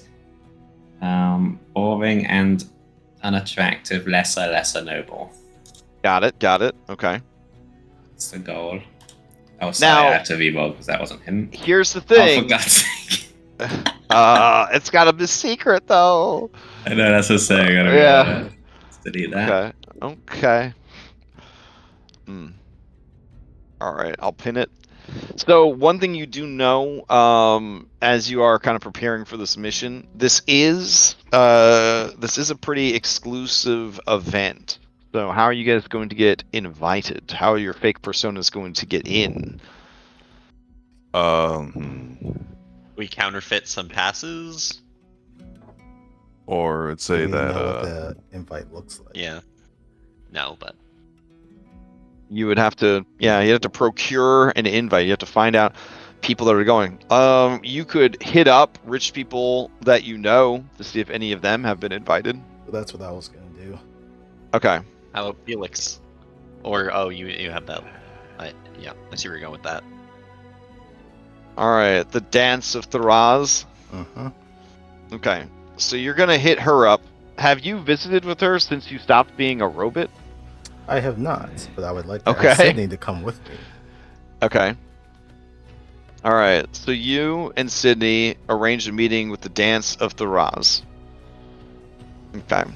She agrees to meet with you, even though your bounties are higher than ever and more horrible than ever, because she is bored with her amazing life and always skirting danger. Okay. Are you wearing your exoskeleton? Or probably not, because nope. you're a wanted man in town, right? Okay. Yeah. He's All going right. as human. Okay. I feel like And Sydney his should probably have a disguise he too. gave it to her, so she wants to use it if she could. She's not really about causing wild surges. Let's see. We'll just say that Sid disguises herself as a goth elf. So lots of heavy makeup, lots of black hair dye. Just generally, changing everything about her style and her look using a mundane disguise kit. All right, that works. Let's see. So you meet up with the Dance of the Roz, and she says, looking at you, Walter. She says, Vulture. That's a very clever disguise. Is it magic? It's not. Some things, well, last I met you, we were heading out to the Mana Waste, and, some things happened in the Mana Waste, and I'm back to my normal self. Fascinating. All right. And your normal self is A human from a long, long time ago. Oh, that is Before the fascinating. conversion. So why not just leave? You aren't the machine they're looking for. You could just start a new life somewhere else. I could. I thought about it, but well, I guess I have a reason to stay. Just kind of glances over towards Sydney. And Oh, this place okay. has started to grow on me. Okay, she gets a big smile on her face, and she says, I see. Okay. Well, in that case, what is it I can help you with? Well, first off, I would like to say that those bounties that they have on us are absolute bullshit. Lovelace has drawn up something very fanciful, but very hard to get rid of. So, we're working on it. But in order to find Lovelace, because she's dust in the wind at the moment, there's some people who are connected to her, and we think getting some of this information would be at a certain art gala that is happening. Is this the night of the art gala or the day before? Oh, it'll be, it's tonight. Yeah, I'm assuming if you didn't take care of this yesterday when everybody was shopping and investigating and stuff like that, then it would have to happen today. But if you want to say it happened earlier, that's fine too. Because it would have been wobbly, when everyone was doing their shopping and stuff. Because I didn't really have too much to do. Got it. So there's a certain art gala tomorrow. Oh, Did anyone sorry, I take think a VC? Founder's restarting. Okay. So Certain art gala that's happening tomorrow night, and need a couple of invites. her face looks haunted when you mention the art gala. She says, "Well, I'm going to the art gala tomorrow. I'm assuming it's the same art gala, and now I don't think I want to go to the art gala. You and your companions, you have a bad reputation, not just from your wanted posters." It's there. Yeah, I can't exactly argue with that. Everywhere you go, chaos seems to follow. We have been told to be on our very best behavior because this is one lady that we don't want to piss off or kill.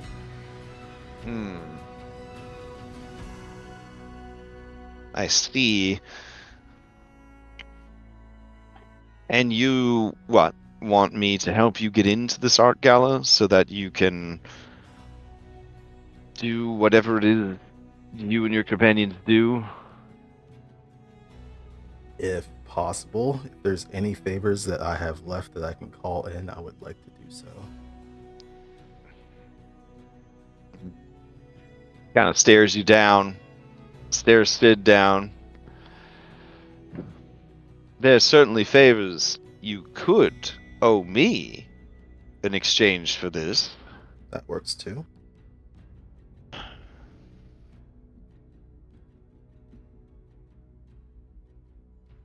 I can let you borrow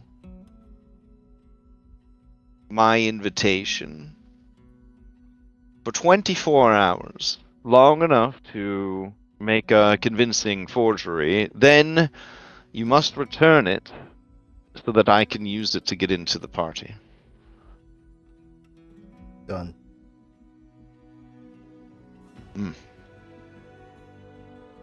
All right. And Then I have a couple of IOUs in the future. You certainly do. Thank you. Alright, then yeah, he'll take it to Bella and be like, got an invite. What can you whip up? Oh yes, I'm sure this will do quite nicely.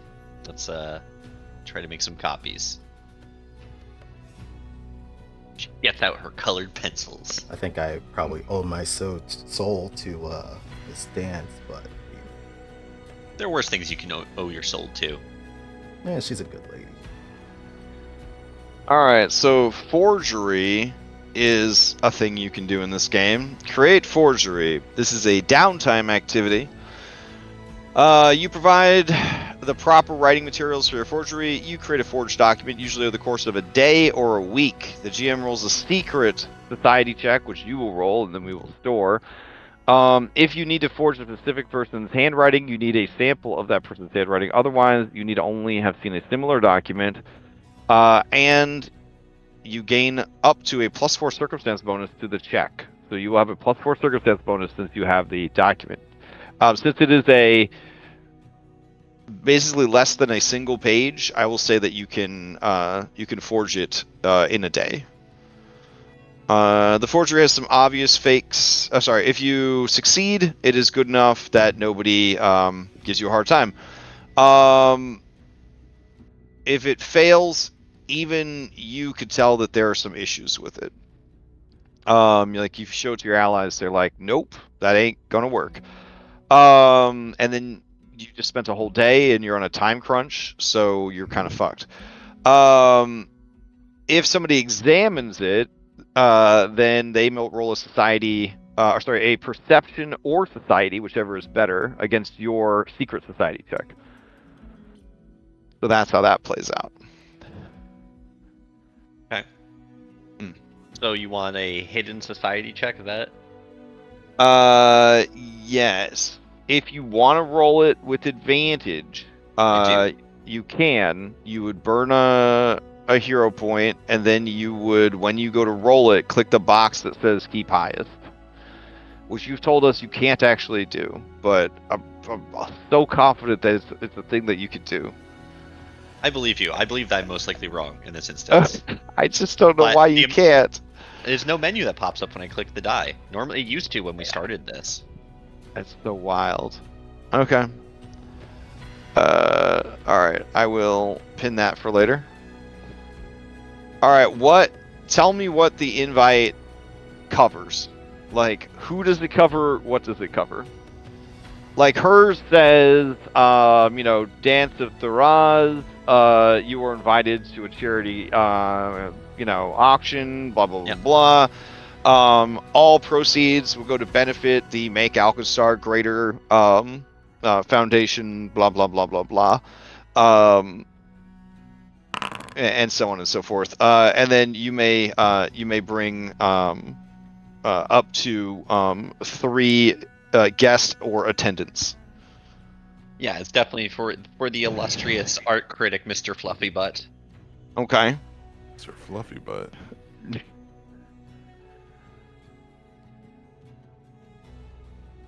All right, Mr. Fluffy Butt it is. Are you gonna try and make a case that your butt is in fact not fluffy? Stack the deck. Well, I mean, people have said it's like nicely shaped, but Is that from the fluff, or it sounds like it's from the fluff? that's from the fluff. I see. All right. All right. I So you get. is it still fluffy though? Ain't like patches falling out. Hey, Dang. Last time he checked, it was fine. Stack the deck, doesn't look back. All right. That's for So, sure. art critic Fluffy, but you're bringing with you, An entourage. an entourage. Okay, got it. And you guys have identities for your entourages? Are you bringing B team with you on this mission or no? The more people you bring, the more attention you will draw to yourselves. I want Vashon to come. Not just for the, I just for the Sid. infusion I point. wanted Percival to come, but I think that Vashon blends in at things like this. His like complete confidence of the ability to just walk into a room and feel like he's the most important person there. That's the kind of energy we need. Put all the attention on him, not on us. I mean, I could do with that if he's going to be the distraction. He's very distracting. Is Vashon wanted? Yes. Yeah. And that might not be a good idea. Yeah. Yeah. He does blow his cover. do people know what Percival is? Like, if someone saw this cat, they'd be like, "That's a Yes, man, a cat." Oh, okay. that species of cat is illegal. Okay. Yeah. It would be like in real life showing up for an art auction with your unmuzzled hyena. That sounds cool though. I mean, yeah, but I mean, that's something Harley Quinn would definitely do. It actually was a trend for a few years amongst like African warlords to have pet hyenas, but then they kept getting mauled by their pet hyenas, so they were like, "This trend is over." Yeah. Especially since hyena have the strongest jaw strength of any land mammal. Yeah, that shit'll break through a femur. Yeah. Well, sounds like the answer is no to the B team. Yeah. Unfortunately. Okay. That's fine. You're not going to get in any trouble, so you don't really need the B team. True. Right. Yeah. Right? Right. It all works out. Maybe we could bring Stu. Stu blends in wherever he goes. He's a butler. That is a take, yeah. It would depend, because we know that there's lead mesh there. If they have any other automaton, then maybe. Or, sorry, clockworks. Maybe. Not But if supposed he's to going to bring be food. He has a good B team ability. Yeah, he has like a reroll ability.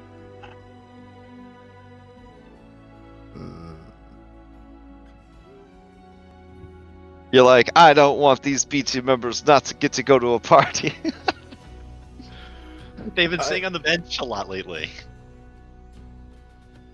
half of me agrees with that. The other half is like, if he's the only clockwork that's there, he's definitely gonna draw attention. Yeah. We don't need it. Let's just go. All right, going without. Okay. All right. Sounds like everybody's ready to go then. So the party was after 2 days, right? Well, more Right, 'cause like we had- yeah, 2 days was because 2 you got days.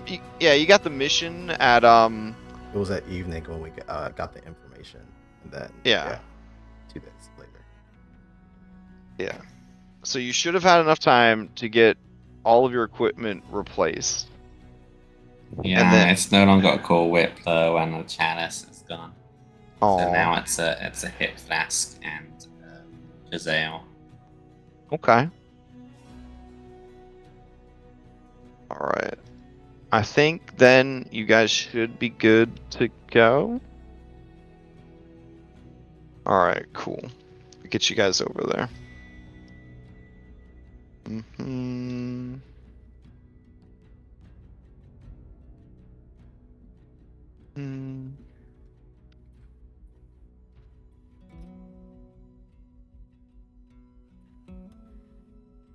All right.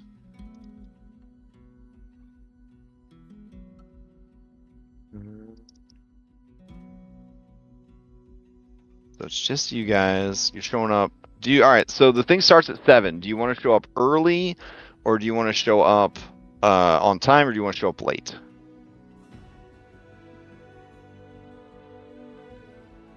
Like what's your angle here? I think 8 is probably better. Late's probably better. Yeah. It's time to be questioned. Okay. So our goal party is to get Stack to talk to a art critic lady. Just to clarify. Yeah, also what is your weapon situation? So I don't this think is a I can- it's a hoity-toity charity art gala, so people aren't going to be strapped. You know what I mean? I can't carry 20 bombs into this place? I mean, in an extra-dimensional pouch, you could. Oh, I do have that. Just saying, you couldn't have anything worn on your person without I have a it being. staff, so. Fuck so yeah, that's- Sir Coat. Is my staff okay? I don't know. Is it? Does it use look? as a walking stick? Yeah, it's like a walking stick. Okay, if you're incorporating it into your disguise, all right.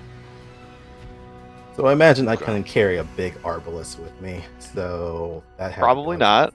I had to go into a stash, and I had to switch that out for a flintlock pistol. I do have jacks, but I don't think that's really a big weapon.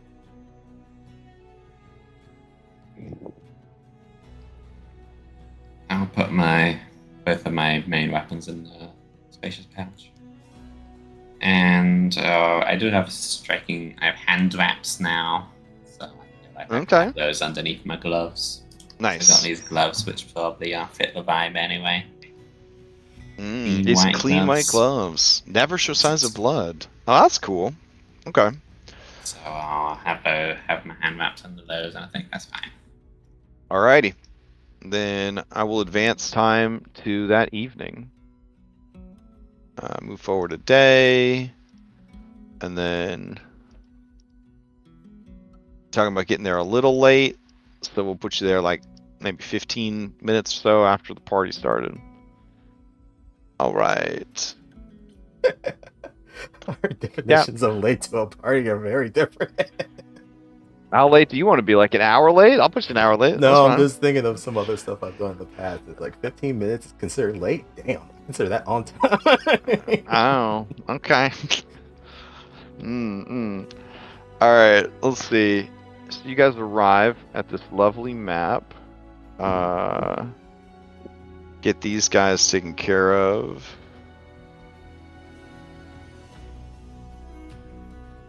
I wish I had like a macro that if you just grabbed a bunch of NPCs, they would just scatter. You know what I'm saying? Like the NPCs would just go everywhere. That'd be so cool.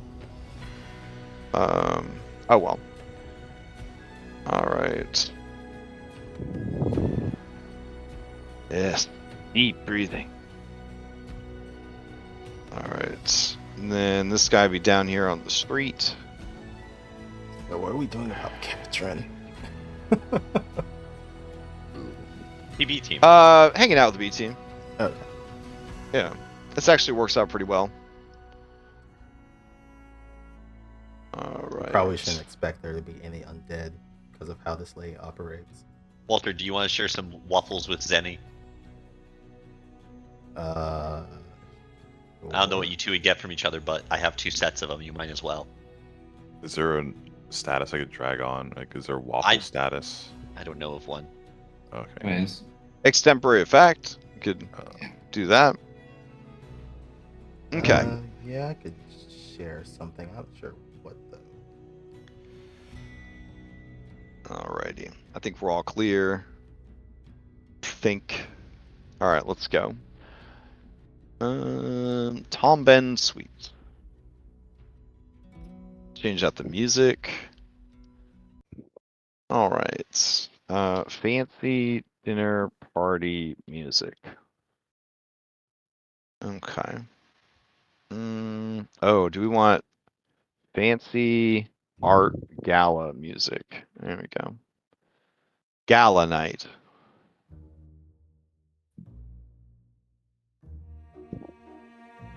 Oh. Hell yeah. Okay. All right, as you guys arrive, you see Clockwork Door Warden. They're blocking the door to the building. And next to them, you see an entitled leadsmith. And she says, "Hey now, where you think you're going? This here's a private elevator, goes straight up to the top, the penthouse. Like, oh, what am I saying? You're probably just late for the party. Having an art gala up there. Mm-hmm. If I could just see your invitation." Yeah, Mr. Fluffybutt looks to the help and is like, "Can you give the man his papers?" Bello, acting as assistant, will come up and give the papers. Okay. And I'm just gonna pass this over to Stack right now. Fluffy Bottom and Entourage. Alright, just need to do a quick weapons inspection. No visible guns, swords, knives, anything that'd make people nervous. Everyone's here to have a good time, spend some money to help them sick kids or whatever. Just my walking stick. Indeed. Alright, well, the door warden activates the elevator, and this is sort of like a map made by Bethesda. You just disappear, and then there's like a loading tip, and then you end up in the elevator. All right, this shield warden says, "Going up." Yeah, Mr. Fluffybutt nods. All right, it hits a series of levers on the wall, and then the elevator starts to go up. It's a very slow elevator, the kind that you could have many combat rounds of fighting in. And then it gets to the top. The door opens. Ding! There's a leadsmith there. They look at you and say, "Welcome to the event. There's a bathroom here. And then the main event's over there. I don't think you missed too much. Just a big opening speech and whatnot." Oh, what was the speech about? Oh, it was the hostess talking about making Alkenstar greater than it ever was. Damn shame, man. It was a beautiful speech. That woman really understands the importance of law enforcement. But I mean, between you and me, we at the leadsmiths like to give them shield marshals a run for their money. If you don't mind me saying.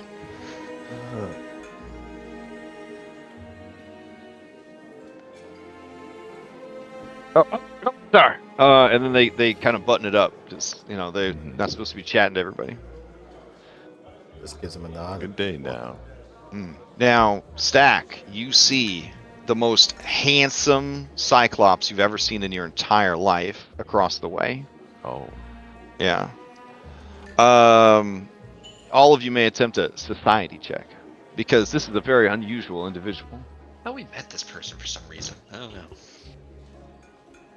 You've met a debonair Cyclops before? Sounds familiar. I mean, we did see a Cyclops out in the Mana Waste. I don't know. What Did you? Did you? I think so. Okay. Oof. These rolls. Wait. Why is there another roll for Bella? Or did Bella not roll yet? Sorry, I hadn't rolled there. Okay.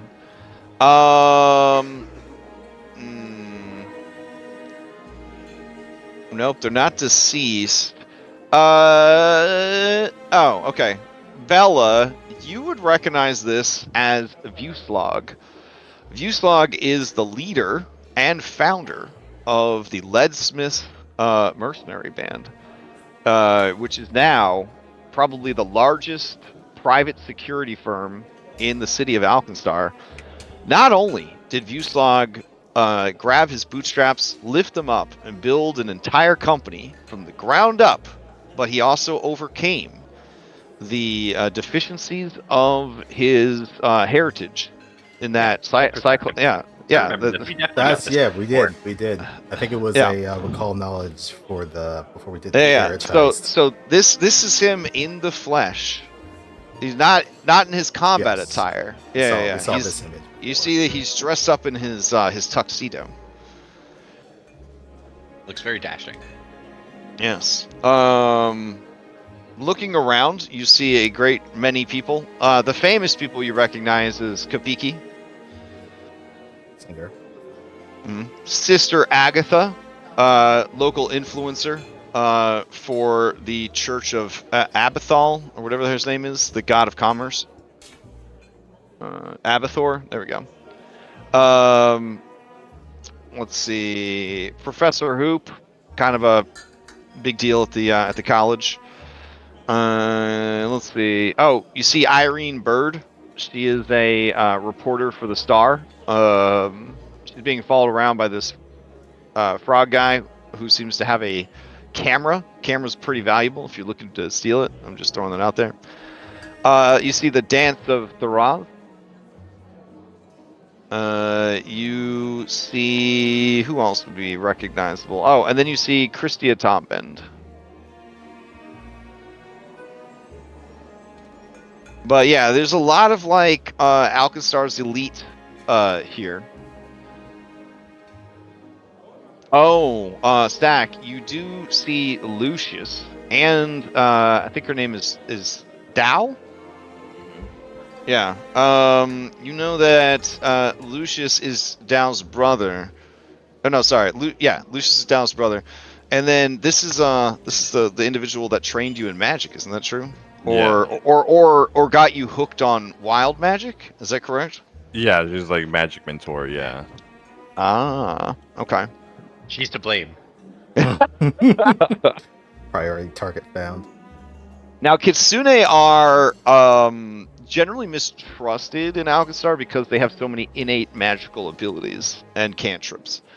But this sibling pair, or the sibling duo, they are movers and shakers, and they do fight for more magical freedoms. Lucius serves on the council. And Dow is sort of like his advisor and PR manager.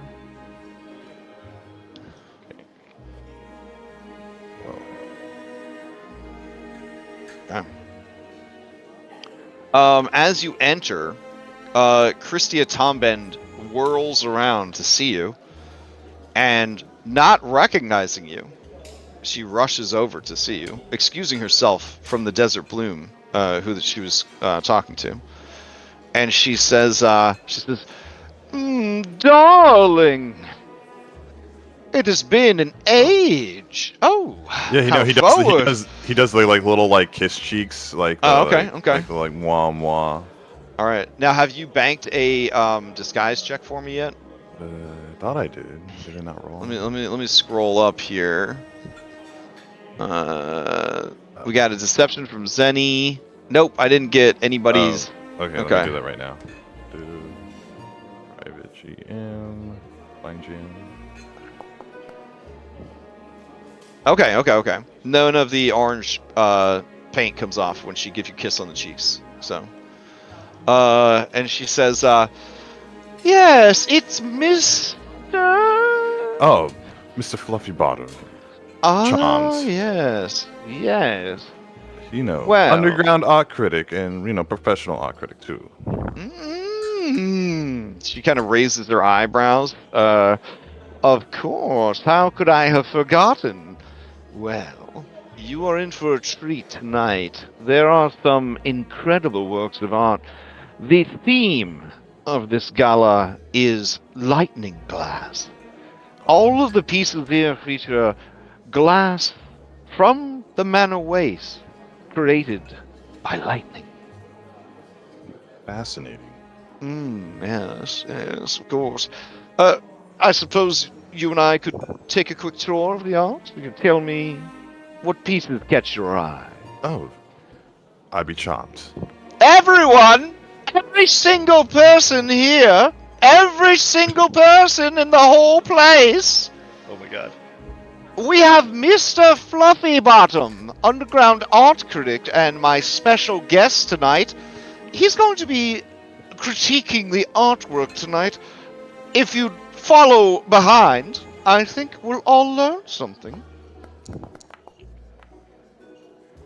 And everyone in the whole place turns their attention to you.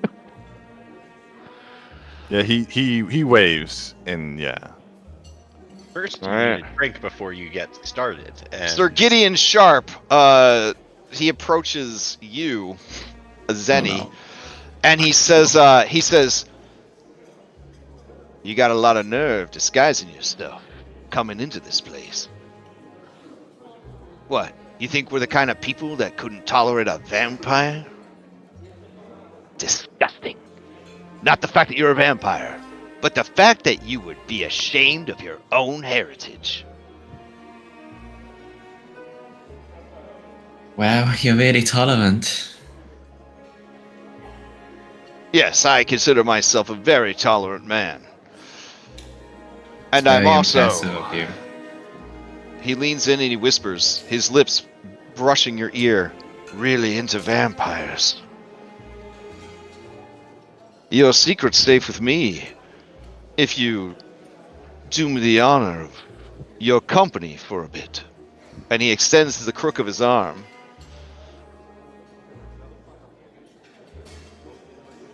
I'd say that I die a little inside, but I mean, it's a bit difficult on account of the whole, walking corpse thing.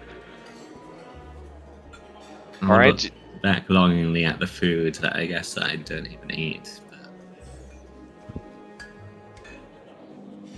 I'll take the All right. he He says, back at stack. he said, "Was it your boss that wouldn't let you show your true self? He seems like a pompous asshole. Pardon Good my idea. Elvish. Well, why don't you enlighten me?" I think, and enough about me. I want to hear about you. Okay, he loves talking about himself. I thought he would.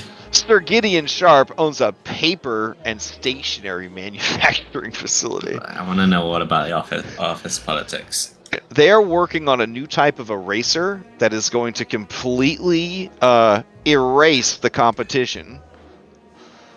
So when All I right. use erasers, it always leaves this kind of like a gray mark, out. He smiles knowingly. He says, "That's why my scientists have worked on the crumble eraser. Imagine an eraser that's willing to sacrifice its life for the integrity of your document." How noble. Mm-hmm. All right. So while that's happening, Is this dude just making office puns the whole time? maybe girls like puns. He went to a class about it. All right. Stack, walk us through it. So what do you think of All right. this one right here? It looks like a combination water geyser and fern, made of oscillating blue lightning glass. Oh, well. Before you get into your speech, Bella would hand you a glass with silver tongue elixir in it. Oh, okay, sure. I'll take that. Add that to the sheet. I put the effect up above. If you want it. Wait, I guess we reduced chat. It's not letting me drag things to people's sheets. I have like authorization issues. Or I could just add it to my silver tongue elixirs. Can you just use it so they can pull the effect out of chat? Right there. I don't see it. Oh, that's because I'm on private. That's why. Okay. Here. There you go. All right. Okay. And I can just drag this onto my token. Okay. No, lay it on me. Lay it on me. Oh yeah, so this one, it seems a little bit, commercial. It seems, like the artist didn't really, have the full intent of his audience when he made this one. Just, a bit cliche, but fascinating nonetheless. I'll call it charming. What's next? From the other side of the room, gentleman Vuslog, he says, when you say commercial, do you feel that that is a bad thing? No, commercial is not bad. It just, appeals to the wider audience. And widespread appeal that is also financially, But, financially attainable, easily understood. He narrows his eye at you, and the camera does a cut of just his eye. It's just your two eyes kind of staring each other down. All right. Okay. We're gonna skip ahead. Okay. This piece right here is a crystalline sphere of lightning glass. There is a wisp trapped inside. A terrible creature. A hateful undead.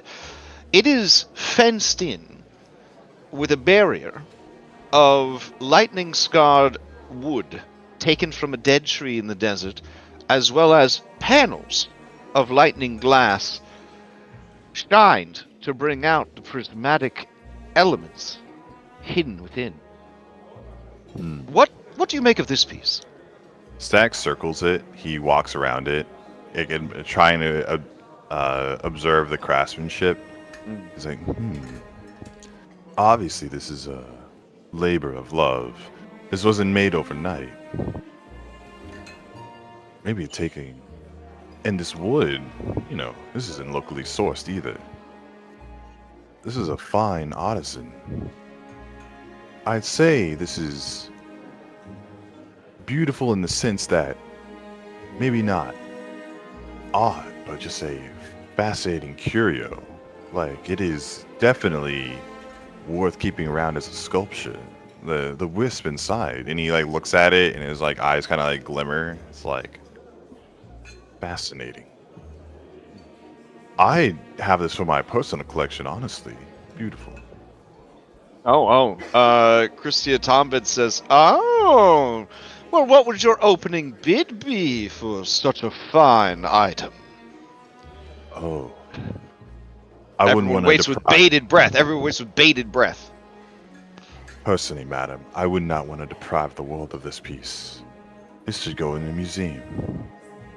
There's some chuckles amongst everyone there. Rich people don't think stuff should go in the museum. It should go in their house. Gentleman Vuslog says, well, I think you took one misstep. This wood is locally sourced from a tree in the manor waste. How interesting that you missed that small detail.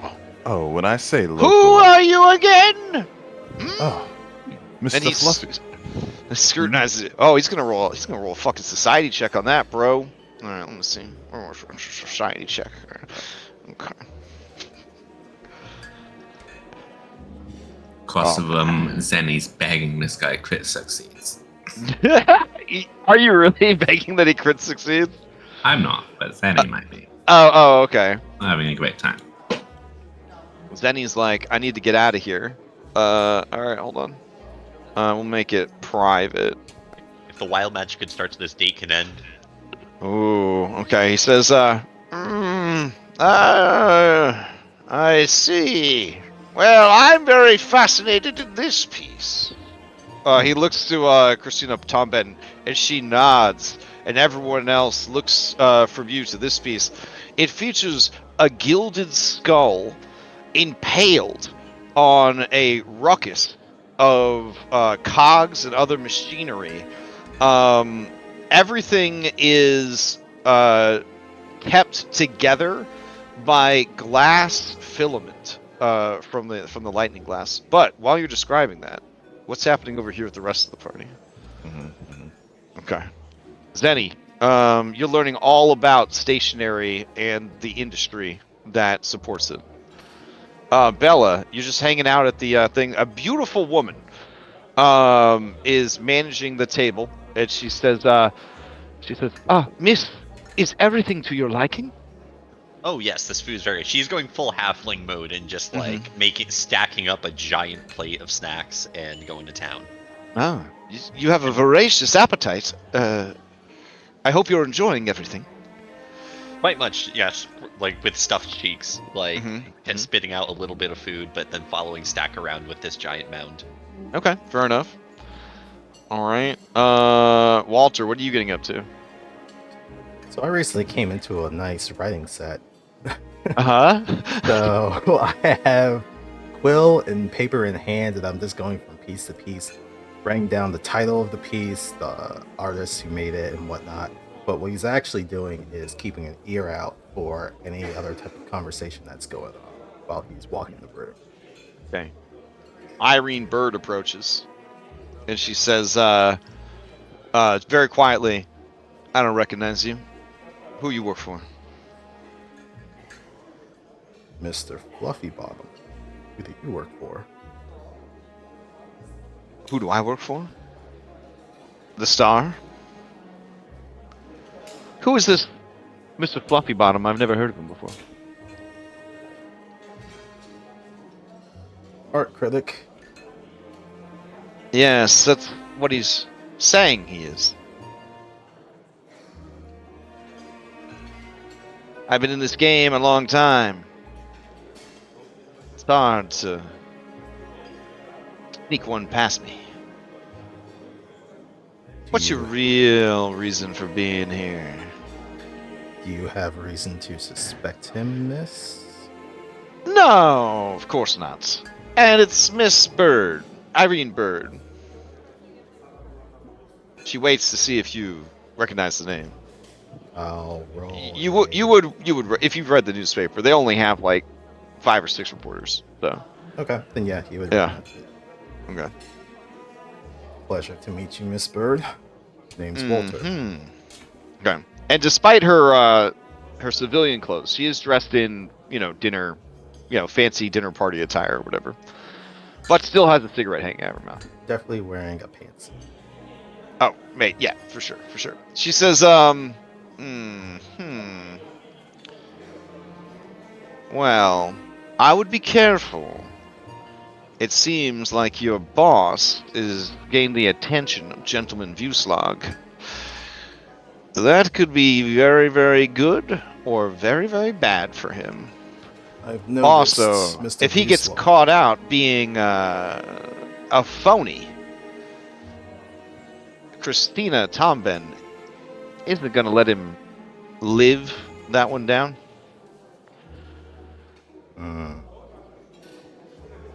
Figured as much.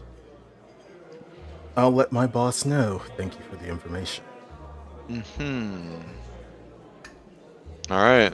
She kind And some of the pieces that you've done are quite well written. of. She says, "I know." I do want to point out one little touch on this map. If you scroll in on the parquet floor, the diamonds are 4 the guns. Yep, I saw that. That's Oh pretty yeah. nice. Pretty. Okay. Oh boy. Does anyone take advantage of Stack's distraction to try to do anything else? Is I guess what I'm trying to figure out. I mean, I guess that's Oh. kind of what I was doing by trying to listen into Mhm. all these other conversations. But I guess it's kind of pressing to let Stack know that he's definitely being How big is this camera? The camera that the frog is toting around, it's like an old timey like tripod camera situation. Okay, this won't fit in a purse. Yeah, probably not. Or spacious pouch. Mm-mm-mm.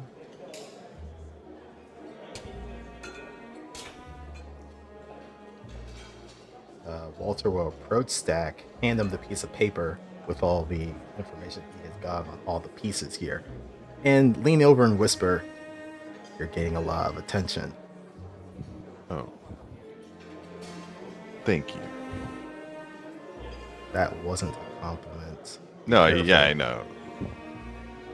Thank All you. right, yeah. At Continue this on. point, everyone has kind of gathered around and is just listening to you bullshit. This is where it all comes down. I'm gonna need you to give me. I would accept a performance, but I would also accept a diplomacy, Mhm. and I would also accept a deception. I'll do deception. Okay. Do not forget your +2 item bonus. Alright, let me. And you will roll this publicly because everyone will know how it went. Okay. This I is will- the culmination of all of these art reviews that you've done so far. Alright. I will add my Alcala hero point this roll.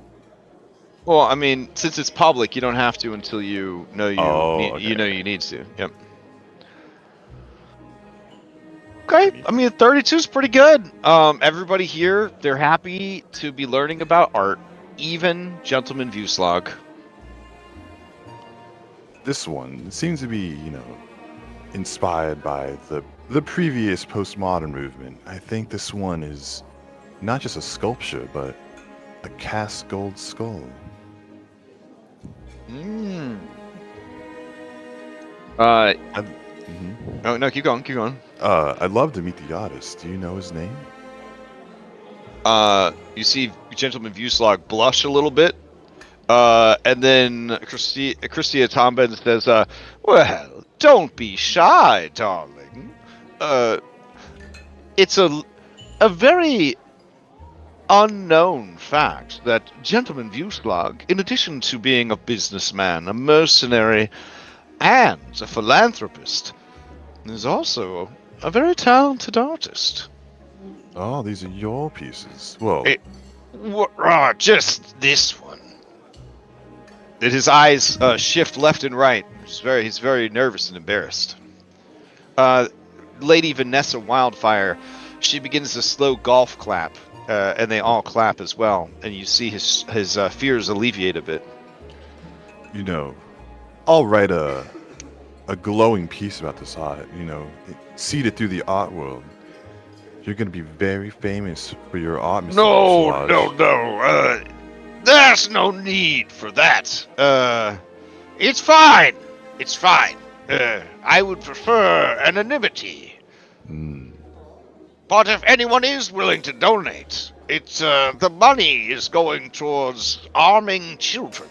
Our city's children need need their own protection. guns.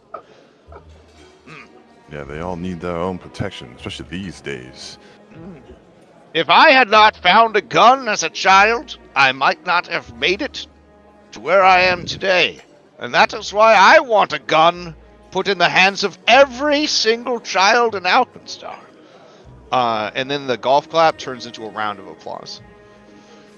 They catch your name here. I don't know. Kevin might agree.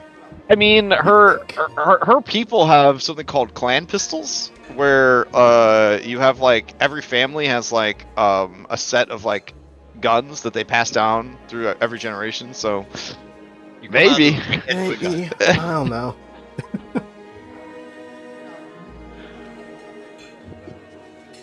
Now, All if right. I meet so bold as to, give an appraisal for this. Let these fine people bid. Okay. His eye narrows. Holds his breath. Now, he looks at it and he squints his eyes. No. In So- truth, it's pretty nice. Like it was. Yeah. So how? It's certainly not great, but it's nice. Yeah.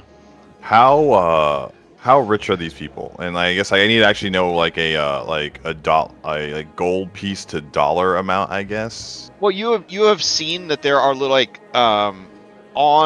there are people in the crowd that are going around and they're recording people's silent bids. They don't actually write here, but you like flag someone down. You're like, oh, this piece I'd like to bid, this much or whatever. You do know that some of the pieces are going for over 1,000 gold. All right.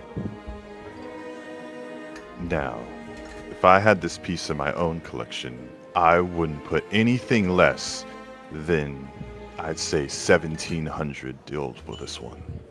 There's a gasp in the crowd, and then you hear people whispering to each other.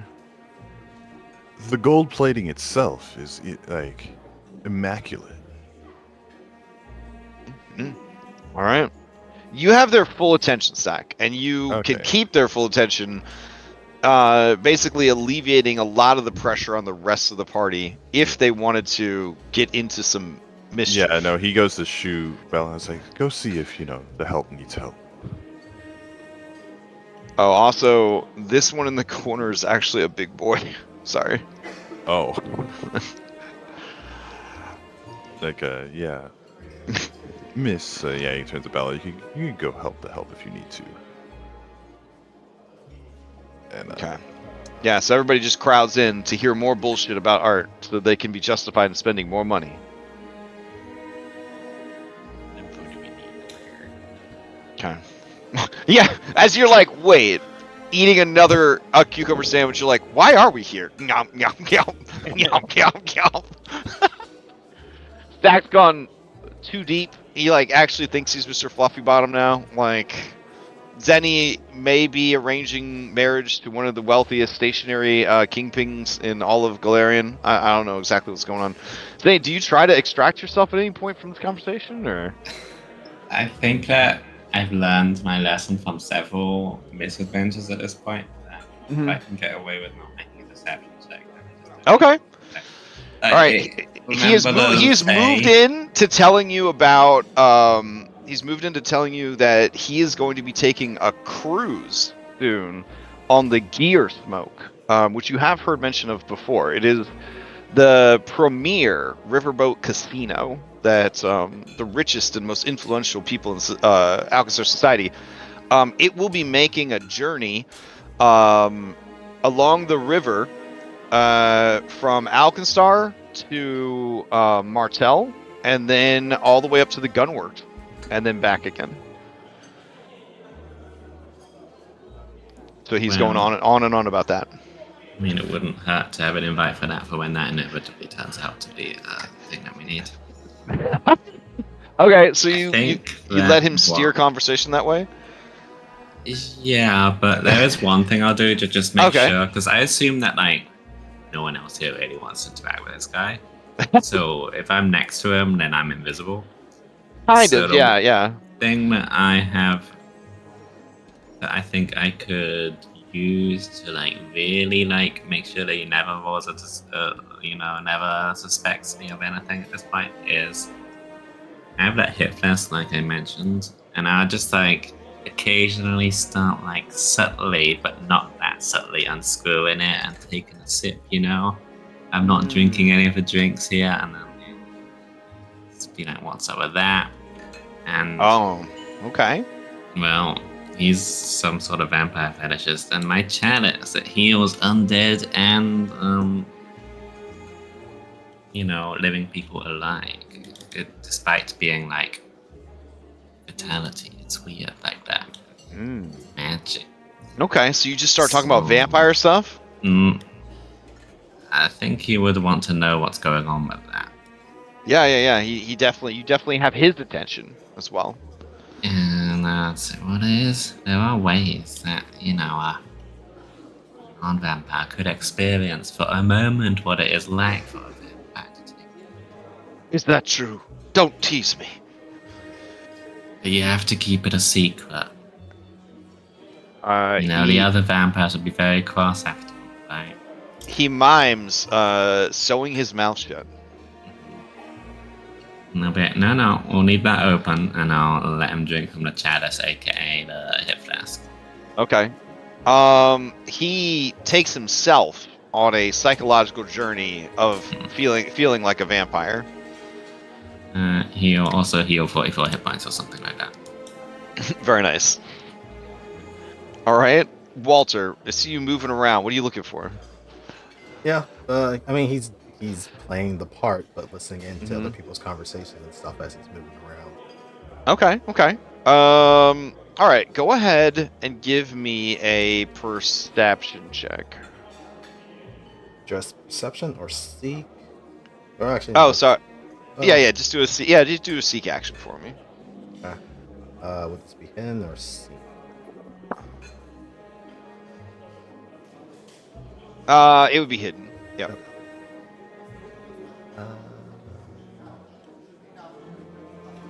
Right, that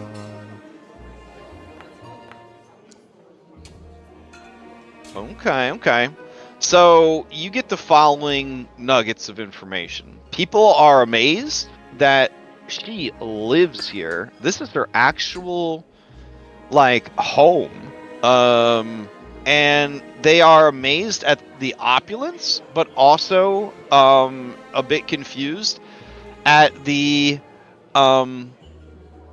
why would the majority of your home just be a ballroom? It's very confusing to them. And then they speculate that maybe she owns several of the top floors, and this is just the one for entertaining. But then someone else says no, her bedroom is right down this hallway. I know because I went to try and explore when I first got here and was told I couldn't go that way. That's where her bedroom was. And then apparently her office is right off the hallway to the kitchen, as well as a guest bedroom and a shared bath. And then there's some very low gossip. Why would she put her bathroom not adjoining her bedroom? And then there's some titters and what a dumb thing to do. What a dumb layout for your home. And then somebody else speculates that maybe this is not her real home, but this is just sort of one of many. And this is sort of this is her show home. Exactly. You do also hear that some people were a little upset because they wanted to get her early to speak with her before the party began, but the staff said that she was working on something in her office, and that she wasn't able to meet with anybody before the party began. And that again was this hallway. Yeah. And you do hear rumors about her strong political views. Not everybody at the party shares them, but everyone fears her enough to show up and not decline her invitation. And that people are very surprised that Lucius is here because he and Christia often butt heads publicly and in the papers because of her very anti-magical heritage stances. Yeah. She's apparently her big thing right now is anti-immigration. She doesn't want any more refugees from Geb coming in and stealing jobs, and any more refugees from Nex coming in and causing wild magic surges. And a lot of people, a lot of the wild magic surges you guys have caused, she has attributed to Nex immigration. Slowly hoping for stands. All right. I guess as I'm looking around the room, Stack's preoccupied, Zane's preoccupied. He'll kind of go into report a little bit of that information to Bella. And Yeah, then, I might try to get into her office. oh, that's exactly what I was about to do. I was about to ask this lady where the bathroom is. Okay, Vulture, I'll pretend to be white girl wasted. You bring me to the bathroom. Okay. As you approach this lady, she says, "Oh, I'm sorry. This hallway is off limits. It leads to the kitchen." I really have to pee. Oh, the bathroom's right around the corner there. Back by the elevator. The hallway that we came through. Thank you. Mm-hmm. Come on. Got And you do see like chefs coming in and out of the kitchen. Delivering more food and hors d'oeuvres. The waiters kind of go back and forth down that hallway. As you turn the corner, you do see that there is a bathroom there. Oh, we gotta commit to the bit. Okay. Yeah, I'm curious about where this bathroom connects. Yeah, maybe there's a. Oh, I see another door on the other side. Ooh. Oh. Whoops.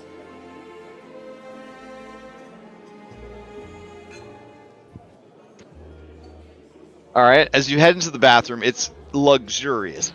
It's a bit small for a rich person bathroom, but it is in a 15 foot by 15 foot bathroom, so it's pretty fucking big. Very cozy, very modern. It's got all the stuff. The toilet do look like it got warming toilet seat. Does it have like a surface for doing drugs on like a rich person bathroom would? Startlingly, it does not. It has one of those like zero gravity sinks that's just kind of like hovering there. Yeah, it does not have a convenient drug counter. Well, you have to use the lining of the bathtub. Fringes those. Alright, so how are we going to go about this? Want to try that door? Vulture is going to kind of listen against the door. Okay. Here for any type of like. Yes, you hear kitchen sounds. People just shouting in the kitchen, screaming, yelling at each other. Okay. You hear footsteps as somebody rushes past. You hear more footsteps as people come rushing past again.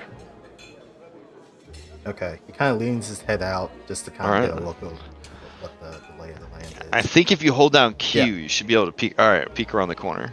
Yep, All so right, this lady, she is busy, dealing with customers in the room and whatnot.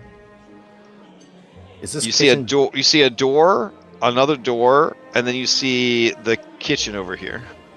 Is the kitchen door like one of those easy push open ones? Or It is an easy push open door, yes, but it is being propped open right now so that they can kind of get in and out of the kitchen quickly. Okay. He'll tell that also. Though they are being so loud that you imagine that, like, if they were any louder, people out in the room might be able to hear them. They're getting there. It's like there's a pretty heated argument going on in the kitchen. Yeah. Okay. He'll tell that to Bella. I'm gonna take this in case we get caught. What's the odds that there's probably alarms on these doors? High? I think it's high. I don't know. We haven't really encountered many alarmed doors. Or trap doors, sorry. Yeah, I definitely would put high on trap. Okay. A waitress walks by and sees you in the bathroom, and she looks away and she says, "Oh, I'm sorry. I didn't see anything. I'll just keep going." And she says, "Yeah, we're running out of pastries. We need pastries. Come on." they're screaming in the kitchen and stuff. If there's any time, it's now. You have anything that could give me a little bit of a boost, or Define boost. I do you already took an eagle eye elixir, That's the best. so I don't think you can overlap, so that's the best we're gonna get. All right, you hear the top shelf arguing. Just how many? What are you doing with the pastries? You throwing them out the window? How could they be eating them so fast? I don't have. We don't have any more defrosted pastry dough. This is crazy. What are you doing here? And the waitress is like, what am I doing here? I'm trying to do my fucking job, sir. That's what I'm trying to do here. And it's getting pretty heated in there. Something about Operation Halfling. Nora down here winces and closes the door. She doesn't want the argument to reach the. Yeah, he's peeking his head out, kind of looking at the kitchen, and then notices her. We need to find the office door. All right. They seem distracted. So you could try to go for it. Well, this is the part of the RPG where I would save, so I could save scum this shit, but that's not happening in TTRPG. So yeah, Walter will kind of move to this door. All right.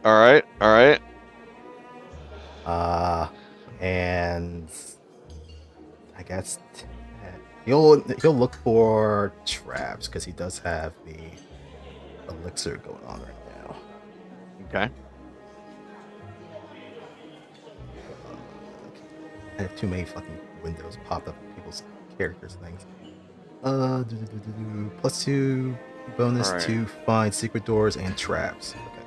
Okay.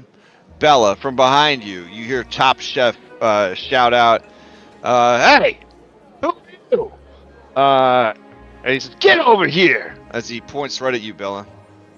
Bella is slumped up against Vulture, like looks at him blearily. It says, I can't. You come here." He says, "What?" And the waitress is like happy that he's yelling at someone else. She gets out of the way. Bella, give me a deception or a performance. Yeah, I've got one more. Is this blind? No, this would be public. Everyone would know how well you're pretending to be drunk. Okay. Oof, I'm gonna hero point it. Okay.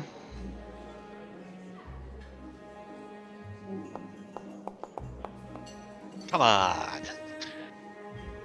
All right. He says, "I do not have time to be dealing with this. What are you doing in here? What's the situation? Are you drunk? Are you sick? I got lost. My boyfriend chased me in here. You chased her in here. Listen, we need to keep this thoroughfare clear so we can get food in and out, quick, fast. All right, go back through the bathroom and go around." He storms back in the kitchen. He slams the door. All right, cool. And then you hear shouting on the other side of the door. "Everyone needs to get their shit together right now. This is getting out of hand." All right, you feel like you have maybe a minute tops. So okay. Seek action, I guess. Would that cover looking for traps? Yeah. Okay. Would it be blind or? It would be blind. Go. Okay, seems fine. All right, then I will test the door handle, see if it's locked. Okay, the door is locked. All right, then I'm wearing my toolkit, so I will attempt to unlock it. Okay. And this would be public? Yeah, you would know. Yep. All right. Okay, yeah, that's 2 successes. You just need one more. All right, next.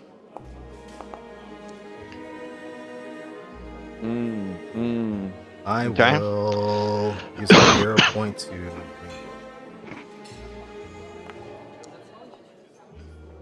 Wow. Oof. You hear a snap as your lockpick breaks. You have backup? I do. Okay. So, do you have to fish it out of your bag? Yeah. All right, it's gonna cost you some time. The door over here opens, and Nora goes to shout for for more spinach puffs, and then sees you like crouched in front of the door, Skyrim style, and she says, "What? Excuse me a moment.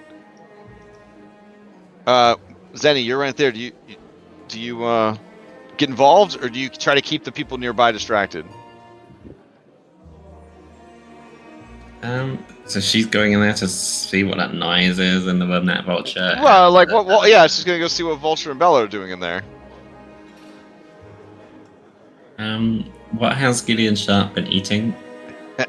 A little bit of everything, but only just nibbles. Only just nibbles. Is They got anything empty? The stuffed dates he commented were really good, and they are empty. Excuse me. But what? Huh? She Stuff. turns around to talk to Zeddy. All right, Walter, you fish out. You have the lockpick. All right. Here's another attempt. Okay. Doris, Ooh. I'm sorry, ma'am. I need to. There's what is it only you need- dates here, not stuffed dates. My man here needs stuffed dates. Oh man, when you say my man, Sir Mhm. Gideon Sharp, he grows like 1 or 2 extra inches taller. And he just says, yes. If you could take care of that, what? Anything for you, my dear. Nora is so put off by this guy that she forgets that she was looking down the hallway just a second ago. The door unlocks. You guys shuffle inside? Go, go, go. Yep. Okay. go inside. Close it behind us. Okay. Just as you do, Nora turns around and says, sure, I'll get the what? Where did they go? Lock the door. Okay. As she heads down the hallway, she looks at the bathroom, and she screams, because there's someone in the bathroom now. She says, why wouldn't you close the door? And then the person just says, because I was hoping someone would see. She closes the door and she says, do it for the kids, Nora. You're doing it for the kids. She opens the door to the kitchen and you hear more screaming coming from the kitchen. And then Nora starts screaming in her mom voice. All right. You're in a lavish office slash library. All right, we ain't got a lot of time. Okay. Looking around for whatever we can see. This small private library is draped with Alkenstar flags and filled with nationalist books. Oh god. I want this to be known. I am not ad-libbing anything related to this character. This is what was written in the adventure. I need a lore check. I already put one down. Oh hell yeah. You do recognize a couple of rare copies of some books. The most valuable books you find are worth 10 gold apiece, and you could rob her of all 10 of those very expensive books. Yes. Leave no trace. That's what they told you. Leave no trace. All right, that is. I will put them on your sheet. Here you go. I just look at Bella while she's doing this and just shake my head. All right, you do see there is a desk. The desk has yet another fine writing kit, but it also has notes and ledgers. All right. Would this be a exploration action or exploration thing, or are we kind of like in a scene where this has to be like action? Well, the 'Cause I question here is, do you want to just take the stuff, or do you want to quickly rifle through and figure out what's the important shit and then get out of here? That's what I would like to do because I have Okay. expeditious search, but that's I guess Oh, an perfect. exploration action. That's fine. You guys are exploring right now. Yeah. Okay. So go ahead and give me a search action. So seek. All right. It would be a hidden seek. Blind. Yep. That triggers on. Oh hell yeah! All right. So with the notes that you've already gathered from eavesdropping the conversations and what you read on the desk over the next, we'll say 15 to 20 minutes, you learn all of the following things. Tom Ben purchased an enormous number of firearms, enough to outfit an army, and donated them all to the shield marshals. Tom Bend is gathering support for a bill that would enact mandatory conscription within Alkenstar, so South Korea, this shit, forcing 20% of all citizens to be part of a. Sorry, it's not as bad as South Korea. Forcing 20% of all citizens to be part of a standing army at any given time. Well, actually, I guess it is like South Korea. This army would be placed under the control of a high-ranking shield marshal, and there is a letter of recommendation for one Deputy Angelique Lovelace, a senior officer with decades of experience and a history of command, as the prime contender for this role. The conscription bill currently faces dim prospects as many feel the Shield Marshals and Alkenstar's other defenses, like the Gunworks' massive cannon, the Maw of Rovagug, are more than enough to defend the lands of Alkenstar. Also, let's see. There is something written in shorthand that she is supposed to meet with someone named Ebrium, a diplomat from Nex, who should be arriving in the city within a week. That's a lot of stuff. It is. You want me to post? You want me to post up in Discord? Yeah, that'd be appreciated. Okay. So these are just kind of notes that have been written down and a letter of recommendation. I'm kind of thinking of taking that letter of recommendation and transcribing all of the information here, but not taking it, leaving it here. Yeah. I imagine when Bella picked up those 10 books, she immediately became encumbered and realized that she was not going to be able to get this back out of here. Okay. Discreetly. So you're gonna put the books back? Is that what you're telling me? Yeah. Okay. It's one of those things where your eyes are bigger than your stomach. You don't even want to keep the Geb threat. I mean, I want the books, but I think soon you'll be dead too. Oh, this is all old propaganda. Okay, fair enough. It was first edition though. All right, I'll get these books off of here for you. Let's see, where are they?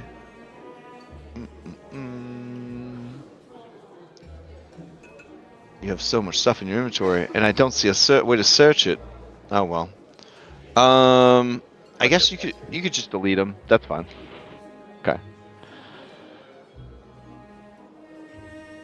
All right.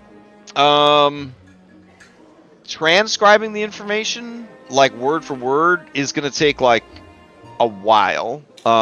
If you're just trying to write down the notes that I posted into chat, that could be done, in the next 5 minutes or so. Yeah, I think that's what he's going to do. And Okay. And then he's going to snatch that letter of recommendation. Okay. Yeah. Stuff? Damn. How will she ever write another one? Well, he's taking it for specific evidence to give to Phoebe with her signature on it and whatnot. So, I mean, this is the letter she was going to present to the Duchess and the entire government publicly. I mean, at least they'll know the contents of what it is specific. Well, I guess maybe at that point. I thought you said we weren't taking things. They started putting the books back. You're trying to take a whole set of books, not just a single letter. Bella, it do feel like a little petty. I mean, it's just a letter of recommendation. Like, she could just write it up. Okay, fine. You know what? I see what you mean. He puts the letter exactly back how it was. Okay. All of the praise penned on the letter stares back at you. All right, I think we're done here. We need to get ourselves out as safely as possible. Well, I think that it wouldn't be too hard. We just gotta pretend we're lost, and they'll direct us back to where we belong. Lost in this specific direction? I don't know. Listen to the door. Try and hear what's going on here. Vulture, carry me. What? She like fake falls into you, like, and then continues her drunk act. Like you just like scooped her up, and then you can just take us back to public. I was gonna lock the door right behind me, but I guess not. Okay. Okay. He listens to the door to see if he can still hear that shouting match that's happening in the kitchen. You don't hear anything else. Let's risk it with a biscuit. All right. Opens the door. Carries Bella with him. Goes to the bath, or closes the door behind him, obviously. And then, Okay. All right, as you open the door, you see Sister Agatha, her habit removed because it's like, it's a lot of clothing, taking a real stanky dump on the toilet. She screams. I am so sorry, miss. I need to get this woman some fresh air. Close the door behind. Bella Go to the waves. Like a big All right. stupid smile on her. Hearing the scream, this leadsmith was just about to open the door. He looks in. He sees Sister Agatha naked except for her headpiece on the toilet, her holy symbol around her neck, the bathroom stanking terribly. She's screaming. You guys are running by. He says, "Now what the hell's going on in here? Ma'am, are you all right?" And she screams, "Get!" And he backs out. And he slams the door. Sorry about that. We got lost. God, didn't you go in the bathroom like an hour ago? She passed out. In the bathroom? Other people have been and gone. It's a very spacious tub. Then they say, "Oh, I know what you did. You guys snuck off to the guest room." Bella blushes. All right, give me a deception or a performance. Both of us or one? I think both of you. Yeah. He like rubs a hand on Vulture's chest and like, "That's right." Oh, come on. Well, this is gonna be fun. Well done, everyone. Oh my god. He says, "Now I'm starting to feel suspicious." And you do see the elevator door right behind you, but it would be closed. He says, "Wendy, I think we got a situation." And Wendy says, "What seems to be the problem?" And he heads on over.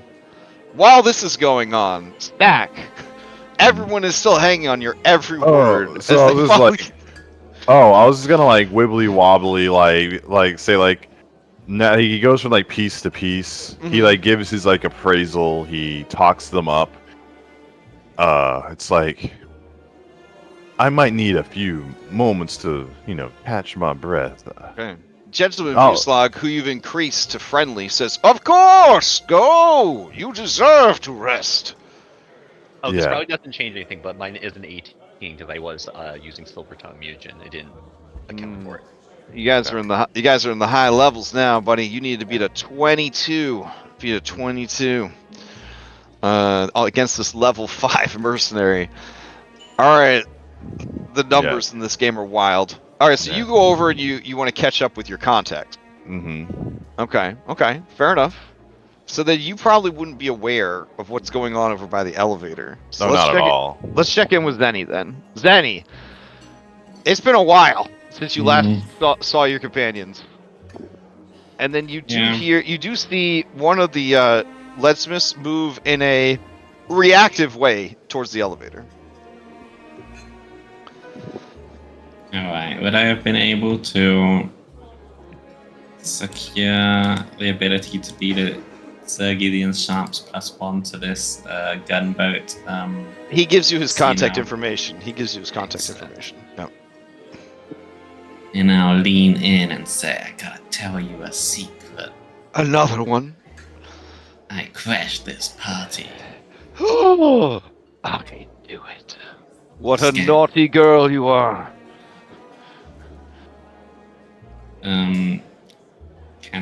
do a diplomacy to enhance that scandalousness? Yeah, sure. Make it a good thing rather than a bad thing.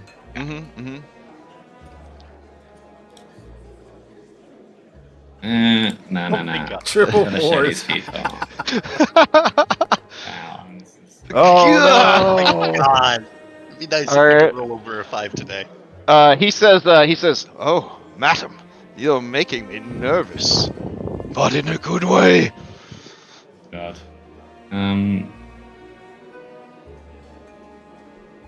So Stack's just over there, still just like being like, "This is amazing. This is awful." Yeah, no, he's going around like item by item, like amazing, awful, like. He's speed running it towards the end there. Yes, a lot no, of things. dreadful, ugly. It was yes. fun for the first 5 of them. Well, on like 25th, I guess not. Yeah. All right, then I guess back at the elevator. Try and excuse myself from this situation now. Okay, yeah, I Like, mean, you can just do the I have to powder my nose, kind of deal. Like, I'm gonna head to leave now. okay. So you would walk in on the scene where the 2 leadsmiths are confronting your companions, and then the one leadsmith says, "Yeah, they disappeared in the bathroom for like an hour, but other people went in the bathroom and didn't mention them. I think that they were snooping around." And then Wendy says, "Yeah, that makes sense. Snooping around. They're gonna make active perception checks against your disguises." Let's see. Please don't. Let's see. Eyeball for hidden rolls. Here we go. With a plus 12. Can I do a society to see how bribable leadsmiths are? Typically people Okay. with So- like, high quantities of money, like we're talking 100 gold. Oh, wait, what do you want to do with the...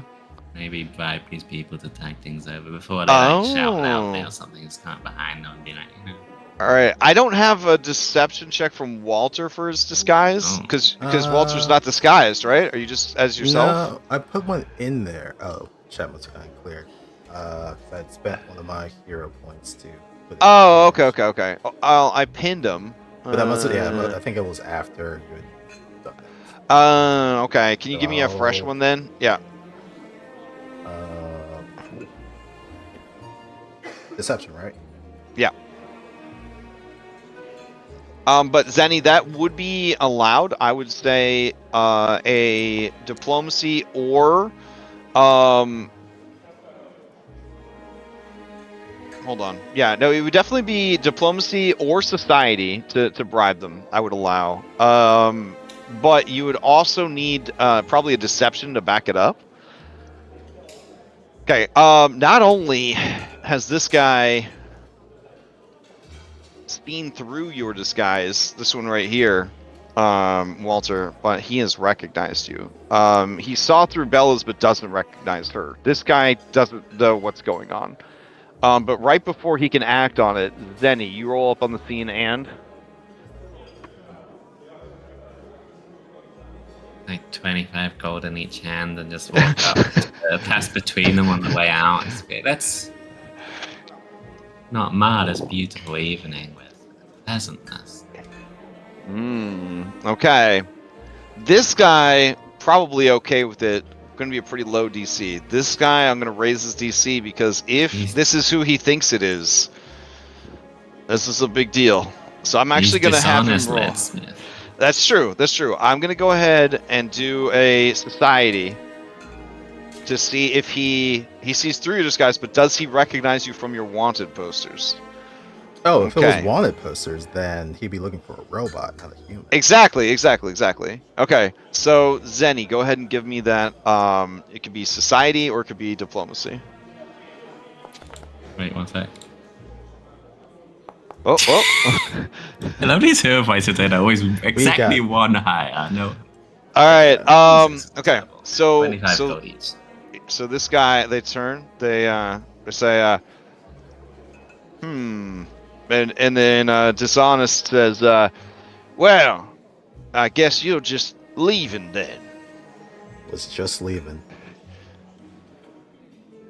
Then get. And they pocket the money.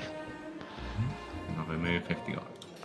All right. Wendy says, "Who was that guy? You were mean mugging him something fierce." And then he whispers to him, "I got no fucking idea." Because he rolled a 2 on his society check, plus his modifier, so he has no idea who you are, and you don't look like your wanted poster. So he's just like, I recognized him as a guy, but I didn't know who the guy was. All right, the robot says, "Going down." Down, Yes, please. good sir. Down. Did you have a nice evening? Did you find some artwork that you liked? Did you donate a lot of money to help the city? We must keep our borders safe from immigration. I definitely did donate a lot of money. And I think we definitely found some pieces that would be interesting. All right. The elevator goes slowly down. And then you guys escape into the night, I guess. And then Stack. You just left him. You just left. Stack, do you enjoy the rest of your fine evening? Yeah, no, he wanted to meet up with Tal, and he was Yeah, like, and then he's like doing the thing. He assumes that his compatriots are still like up to no the good wings. somewhere. Yeah. All right, so give me a diplomacy or society stack. If it is a 25, you can ask any one question that your contacts in the government might know. If it's a 30 or higher, you can ask 2 questions, and that's how we'll close out the session then. Oh, okay. So you can ask them any 2 questions about shit that's going on in this campaign that they might know about, Lucius might know about as a council member, and his sister, Tao, might know about as his advisor. Okay. I'm gonna phone a friend as the party. Does anyone have any idea? Any suggestions? And we ask these questions at the beginning of next session. I would allow it. Yeah, you guys can discuss it in chat. That's fine. Okay. All right, well done. This turned out a lot smoother than the other group. So you guys did it. You did one way smoother than the other group. I'm very proud of you. Very first time. We did something better than them. You did this one much smoother than the other group. In the other game, Better. someone actually got so cornered that they jumped out the window. You are 100 feet up. Wow. So yeah, it was pretty bad. Half fall damage, 50 points of damage right then and there. Yeah. I mean, we all could survive 50. Oh yeah, I think they definitely. I think they might have. Yeah. Yeah. No. Yeah. They tried to grab the ledge of a nearby building and missed, and then they But it might have been 200 feet up. I can't remember. It was high enough that they were at 0 and bleeding out on the ground, but someone didn't attend the party and was waiting downstairs, and so that person was able to run up and stabilize them, but then they had to flee. It was a whole thing. Yeah. Oh. Yep. So it was kind of a disaster. We're doing great. I mean, overall, Vuslog did not see through the disguise of the person that was being the art critic, but in the other game he did, and that's what kind of started to put a lot of pressure on everybody. Yeah. But that's why he was every time I was having him ask those questions, I was checking his your disguise against his active checks, and then finally he just gave up and he was like, "Oh, they're legit." Yeah. Well, yeah. He's Mr. Fluffy Bottom is a world-renowned art critic. Of course. I mean, it was all successful. Just dice tell a story. Oh man, past couple of rolls of being less than 10. Yeah, that last hour of dice rolls was pretty bad. So I like your rogues gallery over here. It's good stuff. I guess one of the rogues is not in the rogues gallery anymore. But Boomer, what you doing? Yeah. Oh, okay. All right. So yeah, it's not much of a rogues gallery now. It's not too bad. So not a lot of bad guys to deal with before the end of the campaign. I mean, there's still a couple. Gelatinous cube. Boots is you guys left him at the fighting pit. and then No one came to pick up the child from daycare.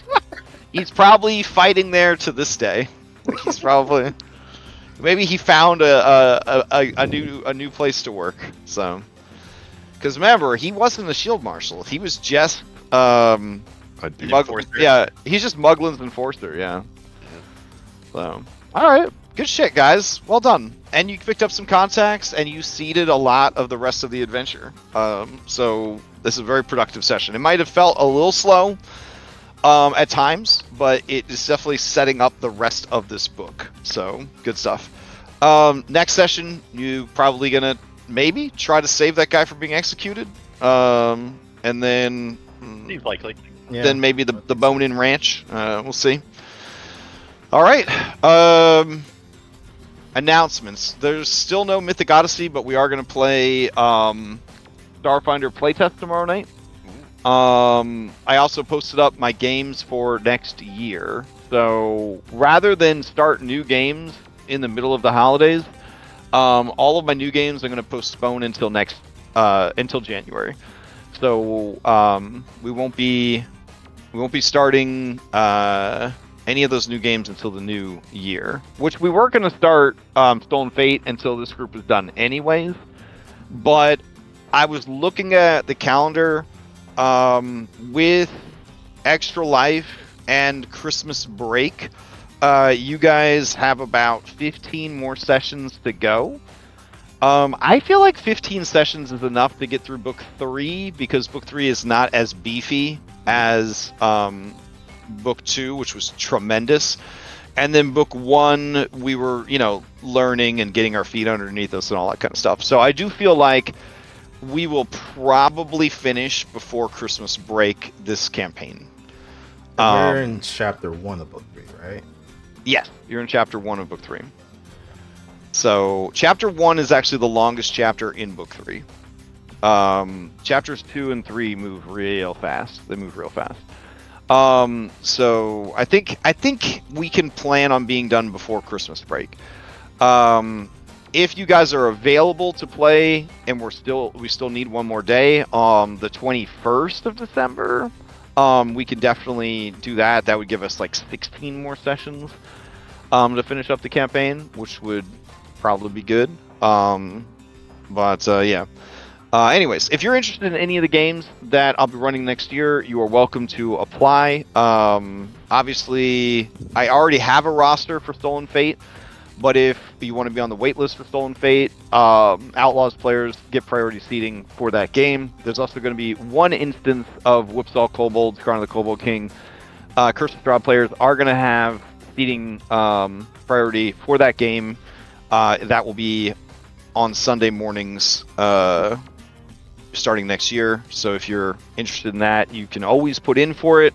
A lot of times people sign up for games and then they end up not being able to play in the games they sign up for. There is a massive Kingmaker game, and then there is a lighter sort of Kingmaking game involving Sky Pirates. So if you're interested in any of that stuff, check them out on the Discord. All right. Anyone else have anything before we adjourn? For the people applying, are those like just hit you up on Discord or like a formal fill out? I don't have a form to fill out yet. It's more of like, let me know if you're interested. I will say this: we already have 15 applications for Skyhaven and 10 applications for Kobolds. So those games are very, very popular. But don't be discouraged. I do not base it on how quickly you apply. I base it on what would be a great group of players for the campaign. So just keep that in mind. Okay. All right. Well, hope everybody has a good weekend, and we'll continue this next week. Thanks for running. Mm-hmm. Thanks everyone for tuning in. Catch you next time.